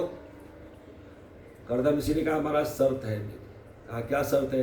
कहा शर्त यह है कि जिस दिन इनसे संतान की प्राप्ति हो जाएगी उसी दिन मैं इन्हें छोड़ दूंगा। कल्पना करें, विचार करें, ये सिर्फ कथा नहीं है, इन सारी कथाओं में हम आप सब बैठे हुए हैं, सब शामिल हैं। ये कथा केवल कर्दम और देवहूति की नहीं, यह कथा हमारी आपकी सबकी है। हम विवाह करने के लिए, अपनी बेटी बहन का विवाह करने के लिए जा रहे हैं किसी के पास, उस लड़के के पास लड़का कह रहा है कि भैया एक संतान हो जाएगी, मैं इनको छोड़ दूंगा, विवाह करेंगे? लेकिन देवहूति हैं, देवहूति ने कहा महाराज आप स्वीकार कर लो। क्यों? कहा इसलिए क्योंकि आपने केवल ये विचार किया कि वो छोड़ रहे हैं, लेकिन छोड़ क्यों रहे? छोड़ क्यों रहे? भगवान की भक्ति के लिए। तो अगर मेरा अपने ऊपर विश्वास है तो मैं इतनी अच्छे से सेवा करूंगी कि वह मुझे छोड़ ही नहीं पाए। और छोड़ भी दिया तो भगवान की भक्ति के लिए छोड़ा ना। वो अगर भगवान की भक्ति कर सकते हैं मुझे छोड़ के, तो मुझे वो छोड़ देंगे, तो क्या मैं भगवान की भक्ति नहीं करूं? कितनी अच्छी बात है कि आपके कारण आपका भी परलोक बन रहा है, मेरा भी परलोक बन रहा है, मुझे स्वीकार है। उस समय कर्दम ऋषि का विवाह देवहूति के साथ हुआ और विवाह होने के बाद कर्दम ऋषि ने समाधि ले ली। सैकड़ों वर्ष भगवान की तपस्या में लिए गए, आंख ही नहीं खोली। आजकल की स्त्रियों को बर्दाश्त हो? सैकड़ों वर्ष आंख बंद करके समाधि में, और एक बार भी चेहरे पर सिकन नहीं आए देवहूति की कि इन्होंने मुझसे विवाह किया है और विवाह करने के बाद मुझे विवाह का कोई सुख नहीं मिला, और इस प्रकार से समाधि में चले गए। बड़े प्रेम से अपने पति की सेवा कर रहे हैं, खूब अच्छे सेवा कर रहे हैं। 100 वर्ष के बाद आंखें खुली। आश्चर्य आपको और अधिक होगा, उन 100 वर्षों में ना ही देवहूति की उम्र बढ़ी और ना ही कर्दम ऋषि की उम्र बढ़ी, किसी की उम्र नहीं बढ़ी। कर्दम ऋषि ने आंखें खोला और आंख खोलने के बाद कहते हैं, हे देवी आज मैं तुमसे संतुष्ट हुआ। तुष्टो अहम आद्य तव मानपि मानदाय सुश्रुया परमया परया च भक्तया यो देहि नामयमतीव सुहत्व स्वदेहो नावेक्षित समुचित क्षपितुं मदर्थि इमे स्वधर्म निरस्तस्य तप समाधि विद्यात्म योगा विजिता भगवत प्रसाद ताने मति मदनु सेवनया वरोद्धान दृष्ट्वं प्रपश्य व्यतिराम भयान शोकान। हे देवी धन्य हो आपको। सामान्य स्त्री की तो बात छोड़ो, बड़ी बड़ी तपस्विनी स्त्रियां इस समय विचलित हो जाती हैं, लेकिन आपने इतने प्रेम से मेरी सेवा की है, मैं बहुत संतुष्ट हुआ और अब मैं आपको वैसा सुख दूंगा जो आज तक किसी गृहस्थ नारी ने नहीं पाया हो। कर्दम ऋषि ने अपनी तपस्या के बल से एक बड़े सुंदर विमान की रचना करी। उस विमान में जीवन के जीने के लिए जितनी चीजें चाहिए सब है, कुछ खोजना नहीं है। उस पर अपनी पत्नी को लेकर सवार हुए और कल्पना कर सकते हैं जो 100 वर्ष समाधि में रहेगा वो गृहस्थ कितना रहेगा। देवहूति को संतुष्ट किया और इसी क्रम में 9 कन्याएं हुई। वो 9 कन्याएं 9 ऋषियों के साथ विवाह कर दी गई। विवाह भी हो गया, सब हो गया। अब कर्दम ऋषि ने कहा देवी मैंने तो एक की बात करी थी, 9 हो गया, अब तो आप वो छोड़ दो, मैं आपका त्याग करना चाहता हूँ। देवहूति ने कहा महाराज कन्याएं केवल हुई हैं, मैं चाहती हूँ कम से कम एक पुत्र हो। कर्दम मिश्र का कैसा पुत्र चाहिए? कहा मैं चाहती हूं भगवान नारायण ही पुत्र के रूप में आए। संसार में स्त्रियां कैसे संतान की कामना करती हैं? देवकी सुत गोविंदम वासुदेवम जगतपते देहि मे तनयम कृष्णम त्वमहं शरणं गतः। हमें पुत्र चाहिए भगवान श्री कृष्ण की तरह, जो केवल हमें आनंदित न करे, संसार को आनंदित करे। कभी भी आप अपने जीवन में एक बात गांठ बांध लेना, कभी भी आप अपने पुत्र को रिजर्व मत बनाओ, सामाजिक बनाओ। 4 लोगों के बीच में बैठे तो आपका नाम हो, यश हो, कीर्ति हो। वो कब होगा? जब वह सबकी सेवा करने की भावना लेकर आए। अगर आपने ये सिखा दिया कि बेटे अपने काम से काम रखना, दूसरे के मामले में टांग मत अड़ाना, तो आप याद रखो, चाहे आप उसको कुबेर का खजाना दे दो, कभी सुखी रहने वाला नहीं है। क्योंकि मनुष्य कौन है? सामाजिक प्राणी है। उसका विकास पूर्णतः समाज में होता है। लेकिन हम लोग इतने रिजर्व हो गए कि ना किसी के सुख से मतलब, ना किसी के दुख से मतलब। कोई रोता है रोए, कोई हंसता है हंसे। ना ही हम किसी के सुख से सुखी होते हैं और ना ही किसी के दुख से दुखी होते हैं। इसीलिए हम दुखी हैं। तो हम भगवान श्री कृष्ण के जैसे पुत्र की कामना करते हैं ताकि वह संसार का भला करे। और विश्वास करो, जो संसार का भला करेगा वो आपका भला अवश्य करेगा। क्या आप संसार से अलग हो? संसार का भला करे, आपका भला केवल करे। इसीलिए देवहूति ने कहा है कि महाराज मैं चाहती हूं कि मुझे भगवान जैसा पुत्र मिले। कहा एक काम करो, तो इसके लिए तपस्या करनी पड़ेगी। कहा करूंगी। कहा वन व्रत करना है। उन सुवन व्रत में आपको, मैं अभी आशीर्वाद दे रहा हूं, आपको संतान होगा, लेकिन जैसे आपको महसूस हो कि अब संतान प्राप्त करने वाली हो, आपके उदर में आ गया, आपको भगवान नारायण की तपस्या करनी है। उनके अलावा आपकी जीवा, श्रोत्र, मन, इंद्रिय, कर्म, वचन, किसी में भी भगवान नारायण के अलावा कुछ और नहीं आना चाहिए। विश्वास करिए, देवहूति ने ऐसी ही तपस्या की। उचित समय पर भगवान नारायण कपिल मुनि के रूप में प्रकट हुए। प्रेम से बोले कपिल भगवान की जय। कपिल मुनि प्रकट हुए। उनको संसार को दिखाने के लिए वेद शास्त्रों की शिक्षा किसने दी जानते हैं? स्वयं देवगुरु बृहस्पति ने। संसार को दिखाने के लिए उनकी तपस्या पूरी बहुत थोड़े समय में हो गई। और जब वो माँ को छोड़ के जाना चाहते हैं तो देवहूति के हाथ जोड़े। माँ अपने बेटे के सामने हाथ जोड़ रही है। महाराज आप तो जा रहे हो, पिताजी तो पहले चले गए, जैसे संतान चले गए, आप भी जा रहे हो। मैं जानना चाहती हूँ कि मैं जीवन किस प्रकार से जीऊं। यह संसार रूपी जीवन में जिया कैसे जाए। मेरा मन घुट रहा है, दम घुट रहा है। अब मैं चाहती हूँ मुझे मोक्ष मिले, क्या ऐसा करूं? इस समय कपिल मुनि बैठे हैं, जो सुनाना शुरू किया है। तो कपिल मुनि को माता ने उच्च आसन दिया। कपिल मुनि गुरु बन गए और माता शिष्या बन गई। समझाना शुरू करते हैं। माँ ने पूछा कि महाराज एक बात बताओ, नेहमेयत कर्म धर्माय न विरागाय कल्पते न तीर्थ पद सेवाय जीवना प्रेमितो हिंसः। महाराज मुझे नहीं लगता कि किसी भी कर्म को करने से धर्म की प्राप्ति होगी। वैराग्य मन में आनी चाहिए धर्म के लिए, वो हो नहीं पाती। तो जो कार्य कर्म से नहीं होता, विराग से नहीं होता, तीर्थ के पद सेवा से नहीं होती, वह कैसे हो सकता है? हे महाराज मुझे बताओ कि जीव कौन सा ऐसा कर्म करे कि वह यत्वा विमुक्तिदम प्राप्यम न मुमुक्षेय बंधनात्, वह इस बंधन से मुक्त हो जाए। क्या ऐसा करे जरा बताओ तो सही। भगवान कपिल कहते हैं माँ एक ही रास्ता है, वो है योग। योग मतलब समझते ना? योग मतलब क्या?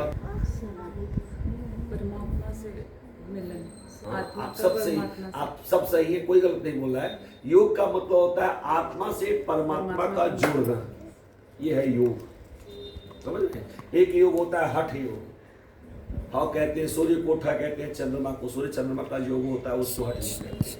परंतु यहाँ पर आत्मा का परमात्मा से मिलन ही योग है। और याद रखिएगा यह कभी भी अमूर्त नहीं होता, मूर्त रूप से होता है। अमूर्त रूप से करना है तो उसके लिए बड़ी कठिन तपस्या करनी, बड़ी कठिन चढ़ाई चढ़नी पड़ेगी।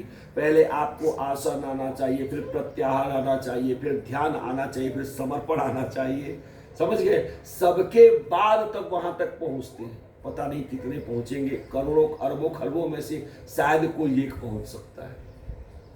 हम लोग प्रतिदिन नाम लेते हैं, प्रहलाद जी का नाम लेते हैं, हम लोग अम्बरीश का नाम लेते, अक्रूर जी का नाम, ऐसे कितने लोग हैं अभी, ऐसे अरबों खरबों में से कोई एक होता है। कहा एक रास्ता ये है, दूसरा रास्ता क्या है, मूर्त रूप से। मूर्त रूप से मतलब क्या, सबके अंदर भगवान को देखना शुरू करो। कौन कहता है भगवान नहीं मिलते, कौन कहता है भगवान दिखते नहीं, आप ही लोग गाते हो बड़ा सुंदर, अच्युतम केशवम कृष्ण दामोदरम, अच्युतम केशवम कृष्ण जानकी वल्लभम रामचंद्रम भजे।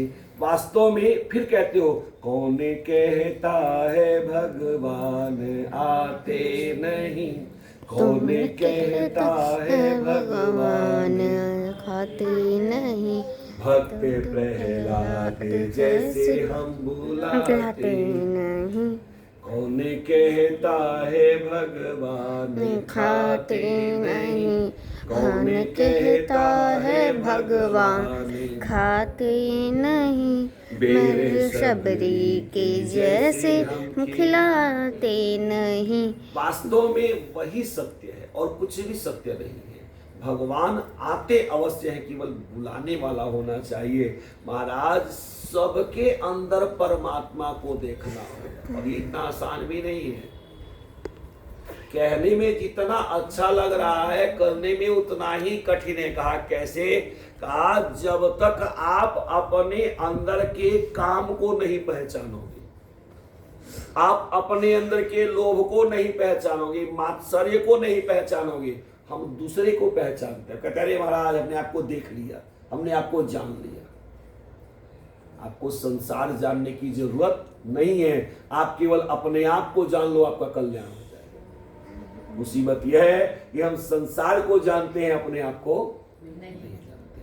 कपिल मुनि ने कहा कि वास्तव में जो जीव सभी परिस्थितियों में एक समान रहता है, वही परमात्मा को प्राप्त कर पाता है, वही सभी प्राणियों में परमात्मा को देखता है। उसके लिए क्या करना पड़ेगा, वैराग्य युक्तेन।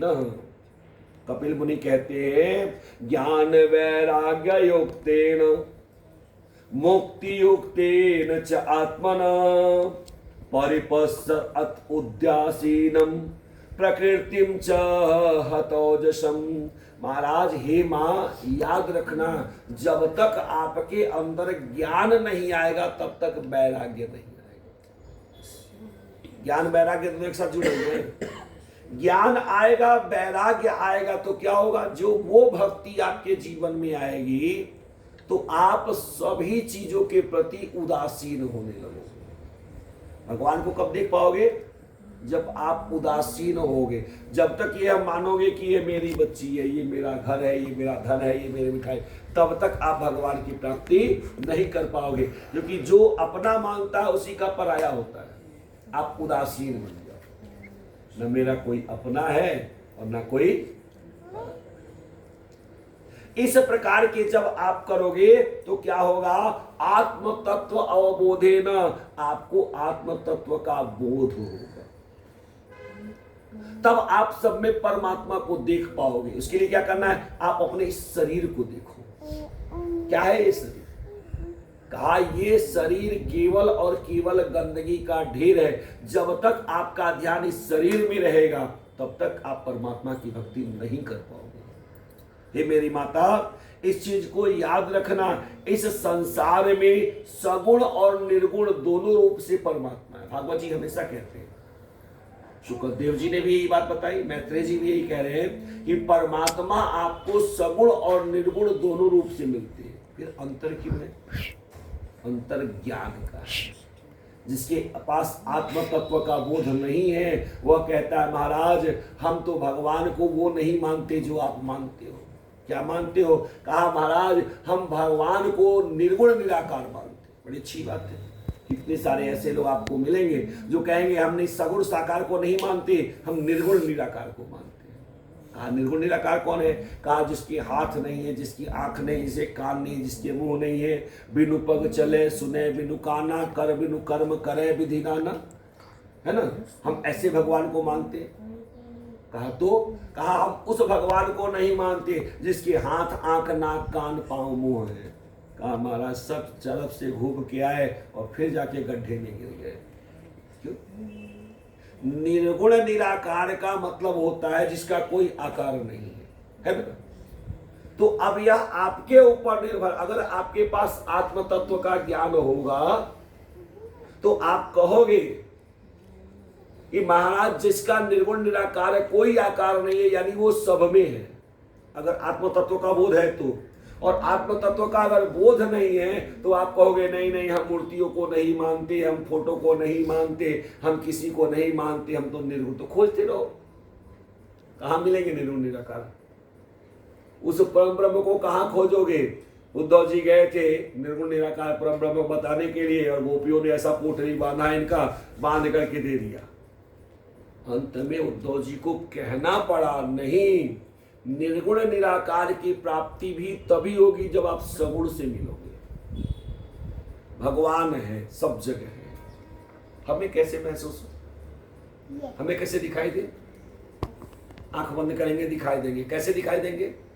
किस रूप में दिखाई देंगे?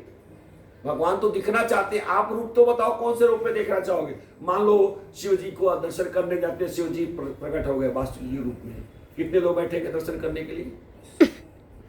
सब उठ के भाग जाएंगे, है ना? गए माता जी का दर्शन करने के लिए, दर्शन दो माँ, दर्शन दो माँ, माँ शेर के रूप में प्रकट हो गए, कितने दर्शन करेंगे? सारा प्रसाद साथ छोड़ के भाग जाएंगे, जाने दो भैया हम दर्शन से दूर रहे तो ज्यादा अच्छा है। आपको यह निश्चय करना पड़ेगा कि भगवान को किस रूप में आप देखना चाहते हैं। तो आप कहोगे माता के रूप में देखना चाहते हैं। अरे मेरे प्रभु, माता के रूप में देखना चाहते हो तो माँ ही तो भगवान है। देखो तो सही, क्या उनके अंदर भगवान है कि नहीं है? पिता के रूप में भगवान को देखना चाहते हो, वही पिता तो भगवान है। और है कौन? बंधु के रूप में भगवान को चाहिए तो आपके भाई ही भगवान है, आपकी पत्नी भगवान है, आपके पति भगवान है, आपकी बच्ची भगवान है। संसार की जितनी चीजें हैं, तो निर्गुण निराकार का अर्थ होता है जिसका कोई आकार नहीं, अर्थात वह सब में समाया हुआ है। तो ही जलते तो ही थल में, तो तरु तरु के पातन में। कोई भी ऐसा जगह नहीं है जहां परमात्मा नहीं है, सब जगह है। निर्गुण निराकार तब मिलेंगे जब सगुण से प्रेम करना शुरू करें। अब अगर वो भगवान निर्गुण निराकार आपके अंदर है, आपके अंदर, तो मूर्तियों में नहीं है, मूर्ति में भी है, फूल में भी है, पत्ते में भी है, सब में है। तो निर्गुण निराकार तब मिलेंगे जब सगुण साकार के साथ चलोगे। हम संसार में आए तो हमको कोई लेके आया ना, हम जो बोल पा रहे हैं, किसी ने हमें ज्ञान दिया तभी हम बोल पा रहे हैं, कैसे बोल पा रहे हैं? तो जिसने ज्ञान दिया उनके अंदर भी परमात्मा, जो सुन रहे हैं उनके अंदर भी परमात्मा। इसीलिए जब कोई हमको प्रणाम करता है तो हम उसको भी प्रणाम कर लेते हैं। क्यों? आप मुझे प्रणाम नहीं कर रहे हो, मेरे अंदर परमात्मा को प्रणाम कर रहे हो, तो मैं भी आपके अंदर जो परमात्मा उनको प्रणाम कर रहा हूं। वो सब जगह है। कपिल मुनि ने सीधा सीधा बहुत सारी गहरी बातें बताई। वो कहते हैं कि माँ सबसे पहले जीव को जानना होगा कि उसका जन्म कैसे होता है, किस प्रकार से संतान आता है। फिर उन्होंने वो सारी चीज़ें जो आपको मैं बताऊं बॉडी से संबंधित वो सारी चीज़ें बताई, शायद आपके लिए थोड़ा क्लिष्ट होगा। संक्षेप में इन शॉर्ट ये समझ लीजिए कि पूरा का पूरा शरीर विज्ञान महर्षि कपिल ने समझाया माँ को। वो सारी बातें समझाई जो शायद संसार में कोई पुत्र अपनी माता से नहीं कह सकता।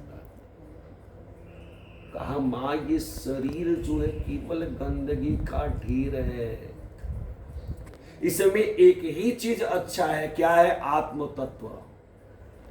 और जब जीव को आत्म तत्व का बोध हो जाता है तो भगवान से प्रीति हो जाती है। जब भगवान से प्रीति होगी तो भगवान के द्वारा बनाए गए सभी जीवों से प्रीति होगी, और तभी आप निर्गुण निराकार परम ब्रह्म को सगुण साकार के द्वारा ही प्राप्त कर पाओगे। ये समझा करके कपिल महाराज वहां से चले गए। प्रेम से श्री कृष्ण चंद्र भगवान की जय। चतुर्थ स्कंध में आगे के अध्यायों में बताया जाता है, पितरों के बारे में बताया है मैत्रेय जी ने। जिन पितरों की चर्चा हम करते हैं, आजकल पितृपक्ष चल रहा है, 7 हमारे पितर हुए। उन 7 पितरों में अग्निस्वाता, बहिर्खंड, सोमपा, आज्यपा, ये सारे 3-4 पितर ऐसे हैं जो दिखाई नहीं देते, और 3 पितर जो है वो हमें दिखाई देते हैं, लेकिन पूजा 7 की होती है। पहले उन 7 पितरों में से जो पितरों की मानसिक कन्याएं हैं वही हमारे जीवन में आई, जिनसे वंश आगे बढ़ा। मैत्रेय जी महाराज से विदुर जी पूछते हैं कि महाराज एक बात बताइए, ये जो आपने संसार में सृष्टि की रचना सारी चीजें आपने बताई, मैं यह जानना चाहता हूं कि जो दूसरी पुत्री थी प्रसूति, उनका क्या हुआ? तो कहा प्रसूति का विवाह दक्ष जी से, और दक्ष की प्रसूति से पहले सबसे पहले ब्रह्मा जी ने कहा कि आप संसार का विस्तार करो। तो विस्तार करने के लिए सबसे पहले 60,000 पुत्रों को प्रकट किया मन से। ये सृष्टि 3 प्रकार की है, भागवत जी में 3 प्रकार की सृष्टि का उल्लेख हुआ है। पहली सृष्टि जिसको कहते हैं सांकल्पिक सृष्टि, मन से प्रकट हुई।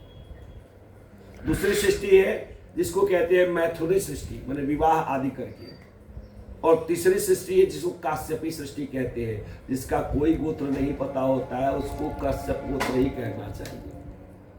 समझ गए? बड़ा हम लोग खुश हो जाते हैं तो कहते हैं कौशल गोत्र, कौशल गोत्र, कौशल गोत्र कोई होता ही नहीं है, वो होता है क्या? कश्यप गोत्र। लेकिन किसी ने हमको बता दिया कि कौशल गोत्र बोलो, अगर गलती से पंडित जी कश्यप बोलते कहते नहीं पंडित जी आप गलत बोल रहे हो, कौशल गोत्र बोलो, क्योंकि कौशल कोई गोत्र नहीं होता है, कश्यप गोत्र होता है। तो इस प्रकार से 3 प्रकार की सृष्टि हुई। तो सबसे पहले दक्ष जी ने मानसिक सृष्टि से, ब्रह्मा जी के द्वारा दी गई है, मन से 60,000 पुत्रों को प्रकट किया। और प्रकट करने के बाद पुत्रों ने कहा क्या करें पिताजी? कहा एक काम करो, संसार का विस्तार करो। अब ये कह के अपने काम में लग गए, चले गए। बच्चे सोच रहे हैं संसार का विस्तार कैसे करें? कहा विवाह आदि करो और संसार का विस्तार करो। और तब तक नारद जी पहुंच गए। श्रीमन नारायण नारायण नारायण, श्रीमन नारायण नारायण नारायण, भजमन नारायण नारायण नारायण, भजमन नारायण नारायण नारायण, ब्रह्म नारायण विष्णु नारायण, ब्रह्म नारायण विष्णु नारायण, शिव नारायण नारायण नारायण, शिव नारायण नारायण नारायण, श्रीमन नारायण नारायण नारायण, शिव नारायण नारायण नारायण। नारद जी प्रकट हुए। न बच्चों को इतने सारे बच्चे, पूछा भाई क्या करने जा रहे हो? बच्चे बड़े सीधे। कहा मेरे पिताजी ने कहा विवाह आदि करो और संसार का विस्तार करो। नारद जी ने कहा एक बात बताओ, संसार में विवाह आदि करने से किसी का कल्याण हुआ है? विवाह करने से किसी का कल्याण नहीं होता है, विवाह करोगे और अधर्म में डूब जाओगे। बच्चों ने कहा तब क्या करें? कहा अरे भगवान की भक्ति करो, मोक्ष प्राप्त करो। कहाँ विवाह शादी के चक्कर में पड़े हुए हो। बेचारे इतना परिश्रम करके संतान उत्पत्ति किए, सबको समझाए बुझाए, सब विवाह शादी करो। नारद जी आए, एक ही बार मोटिवेट किए, सारे बच्चे तपस्या करने चले गए। 60,000 बच्चे चले गए तपस्या करने, सब समाप्त भी हो गए। दक्ष ने सोचा भाई इतने सारे बच्चों को मैंने मन से प्रकट किया था कि संसार का विस्तार हो क्यों नहीं रहा, विवाह शादी किसी का दिखाई नहीं दे रहा। पता चला कि अरे महाराज तो सब चले गए मोक्ष प्राप्त करने के लिए। नारद जी की बात किसने कहा? नारद जी ने कहा बताओ, ऐसे में भाई होते हैं कि बच्चों को मोक्ष प्राप्त करने के लिए भेज दिया और मेरा काम अधूरा रह गया। कहा अच्छा चलो एक गलती है क्षमा कर दो। फिर से मानसिक संकल्प से फिर 60,000 पुत्रों को प्रकट किया। याद रखिएगा, आपके मन में प्रश्न आ सकता है कि जब बार बार मानसिक संकल्प के द्वारा संतान की उत्पत्ति हो सकती है तो फिर मैथुनी सृष्टि की क्या आवश्यकता है? वास्तविकता यह है कि मानसिक सृष्टि की भी एक सीमा है। मन से आप कोई रचना करोगे, उसकी एक सीमा है, एक कंडीशन है। उस कंडीशन को बार बार आप पार नहीं कर पाओगे। इसीलिए मानसिक के अलावा भी मैथुनी सृष्टि संसार के विस्तार के लिए चाहिए। दूसरी बार 60,000 बच्चों को प्रकट किया और कहा महाराज याद रखो, आपको विवाह करना है, संसार का विस्तार करना है, घर बसाना है। खबरदार, नारद जी अगर आएंगे और कहेंगे मोक्ष प्राप्त करने के लिए जाना तो मत जाना। बच्चों ने गांठ बांध ली, कहा बिल्कुल ठीक कहा आपने, हम नारद जी की बात नहीं मानेंगे। फिर चले गए। फिर नारद जी प्रकट हो गए। नारद जी ने कहा भाई कहाँ जा रहे हो? बच्चों ने कहा हमारे पिता ने कहा है विवाह करना है, संसार का विस्तार करना है, और खबरदार आप हमको मोक्ष प्राप्त करने के लिए मत भेजना, क्योंकि हम आपकी बात मानने वाले नहीं है। नारद जी ने कहा मैं कहाँ कह रहा हूं मेरी बात मानो, मत मानो। लेकिन एक बात बताओ, संसार का विस्तार करना है, आपको पता भी है संसार है कितनी दूरी में, कहां तक है? मान लीजिए आपको घर बनाना है, तो घर बनाने के लिए जमीन है आपके पास, लेकिन आपको पता तो होना चाहिए कितनी जमीन आपको मिली हुई है। कहा बात तो सही है, कहा पहले पता करके आओ। कहा कहां जाए? कहा चले जाओ उत्तरी ध्रुव में। सिखाई हुई बुद्धि ज्यादा देर तक चलती नहीं है। अब उत्तरी ध्रुव पर गए, वहां पर जीवन है ही नहीं, इतनी ठंडी है, इतनी ठंडी है, सारे 60,000 बच्चे गल के खत्म हो। नारद जी की अब इस करतूत का जब पता दक्ष को चला, दक्ष ने श्राप दे दिया कि हे नारद, आपके कारण जो कार्य मेरा है वह अधूरा रह गया, इसलिए मैं श्राप देता हूं कि एक घड़ी से अधिक आप कहीं भी रुकोगे तो आपके मस्तिष्क के हजारों टुकड़े हो जाएंगे। यही कारण है कि नारद जी कहीं भी एक घड़ी से अधिक रुकते नहीं। अब की बार दक्ष जी ने 60 कन्याओं को प्रकट किया। शायद नारद जी चाहते थे कि ये कन्याएं प्रकट हो, इसलिए सारे बच्चों को निर्वाण के लिए भेज दिया। 60 कन्याएं जब प्रकट हुई तो 27 कन्याओं का विवाह जो है वह चंद्रमा के साथ कर दिया एक साथ। जो 27 नक्षत्र हैं वो चंद्रमा की पत्नियां। 13 का विवाह कश्यप जी के साथ कर दिया। कितने हो गए? 27 और 13 कितने हो गए? 40। 10 कन्याओं का विवाह धर्म के साथ कर दिया गया। उन्हीं में से एक कन्याओं से धर्म और उस कन्या के संयोग से उत्पत्ति हुई भगवान वो प्रकट हुए। तो कितने हो गए? 50 बचे। उनको शिव के साथ द्वेष करने लगे और द्वेष करने का परिणाम यह हुआ कि दक्ष का सर्वनाश। विदुर जी ने कहा बड़ा आश्चर्य है, अरे शिव है कौन? शिव तो वो है भवे शीलवता सृष्टि दक्षो द्रुहित वत्सलः विद्वेषं करत कसमात् नाद्र आत्मजां सतीं कस्तं चराचरं गुरुं निर्वैरम शांत विग्रहम आत्माराम कथम दृष्टि जगतो देवतम महतम। महाराज शिव जी तो आत्माराम है, अपने आत्मा में रमण करने वाले। उनको जितना प्रेम देवता करते हैं उतना ही प्रेम राक्षस करते हैं। क्या ऐसे शिव जी से कोई जलन कर सकता है, ईर्ष्या कर सकता है? क्या आश्चर्य है। और ऊपर से बेटी का विवाह भी किया था, क्यों ईर्ष्या हो गया बताइए तो सही। कहा एक बार की बात है, प्रयाग में बहुत सारे ऋषियों का समाज इकट्ठा हुआ। वर्षा नहीं हो रही थी काफी समय से, तो ऋषियों ने मिलकर विचार किया कि हम एक यज्ञ का आयोजन करेंगे और उस यज्ञ के द्वारा वर्षा हो। अब यज्ञ में सारे लोग आए हुए थे, भगवान शिव भी आए, विष्णु जी भी आए, ब्रह्मा जी भी आए, सारे देवी देवता आए हुए, ऋषि मुनियों का समुदाय।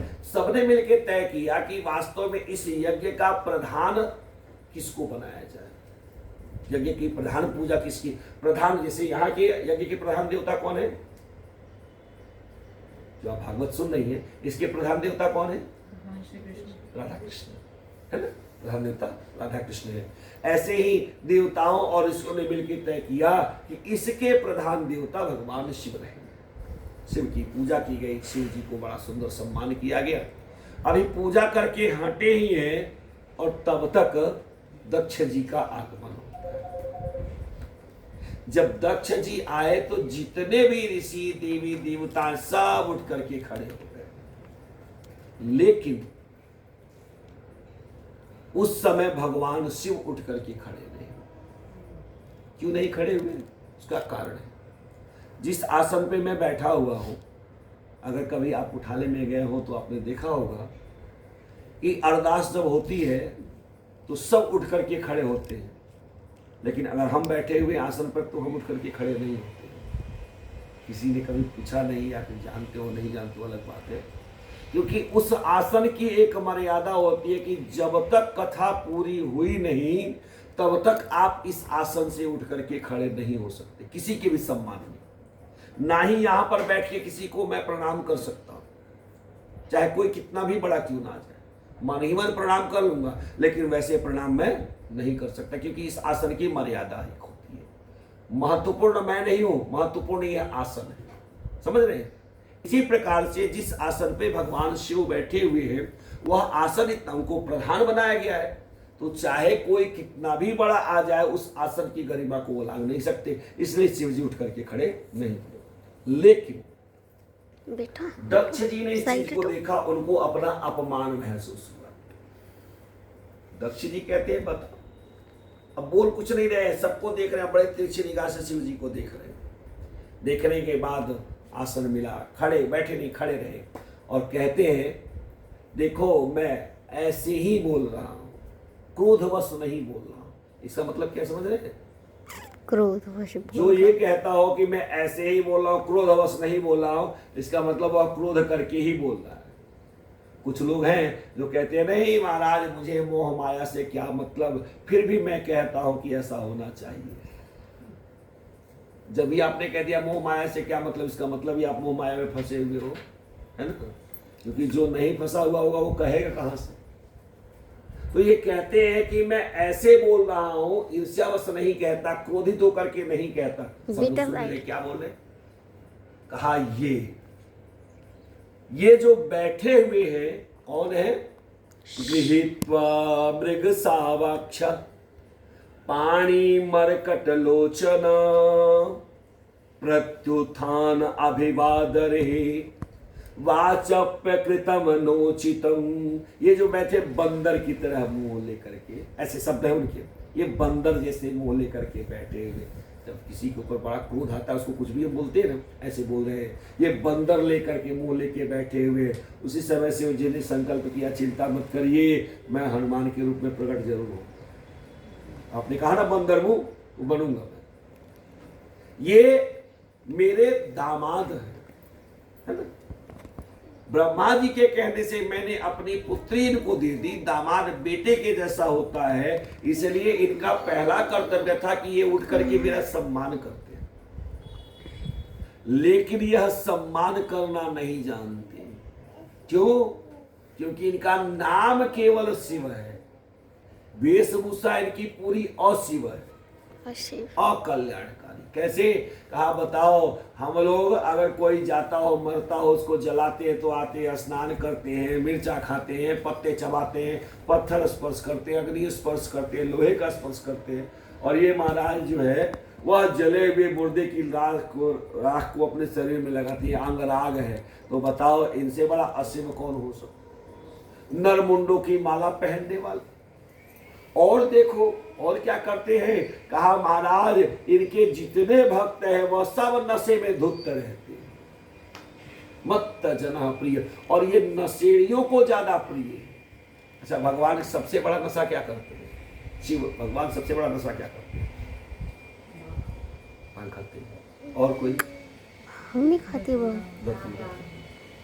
धतूरा खाते हैं। राम राम कृष्ण कहा, आपने कहा और कोई नशा? भगवान के पास, शिव के पास केवल एक नशा है, और वह है भक्ति का नशा। किसका नशा है? भक्ति का नशा। भगवान शिव न भांग खाते हैं, न धतूरा खाते हैं, न गांजा पीते हैं, ये सब नहीं करते हो। ये हमारी मूर्खता है या भ्रम, हम ये कहें भ्रम में पड़े हुए हैं। हमको लगता है शिव जी भांग खाते हैं। अभी मैं कथा आरती में कहीं भजन में भी गाऊंगा तो आपको लगे तो मेरे भाव नहीं रहेंगे, जिसने भजन लिखा उसके भाव रहेंगे। तो ये मत सोचिएगा पंडित जी ने भी कहा, अभी कैसे बोल रहे हैं कि पंडित भगवान शिव भांग खाते हैं, वो लिखने वाले के ऊपर है। शिव जी भांग वांग नहीं खाते, कहीं किसी कथा में नहीं मिलेगा आपको। शिव जी गांजा नहीं पीते, कहीं नहीं लिखेगा। शिव जी धतूरा नहीं खाते, नहीं लिखा है। वास्तव में ये सारी चीजें नशा की प्रतीक है, इसलिए इसको चढ़ाया जाता है। समझ रहे? खाते वाते कुछ नहीं, लेकिन उनके पास एक नशा है। कौन सा नशा? भक्ति का नशा। इसलिए भक्ति के नशे में एकदम मत्त रहते हैं। तो भक्ति के नशे में जो झूलता रहेगा वो किसको अच्छा लगेगा? भक्तों को ही अच्छा लगेगा ना।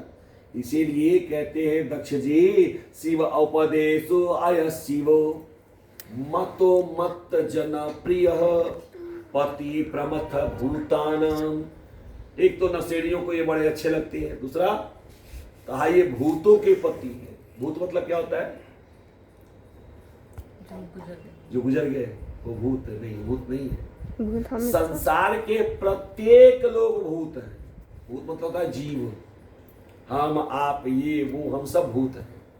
भूत मतलब जीव, और हम सबके स्वामी है भगवान शिव। तो प्रमथपति है ही है, भूतों के पति है ही है, जीवों के स्वामी वो ही है। गलत क्या है? लेकिन समझने का अंतर है। हमने दिमाग में बिठा लिया है कि जो गुजर गए हैं वो भूत है ना?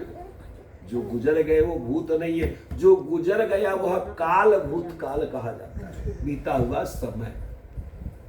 वो भूत नहीं है। भूत तो हम सब लोग हैं। अब चूंकि हम ही सब में से कोई गुजरा हुआ है तो इसलिए हम उनको भी भूत कहते हैं।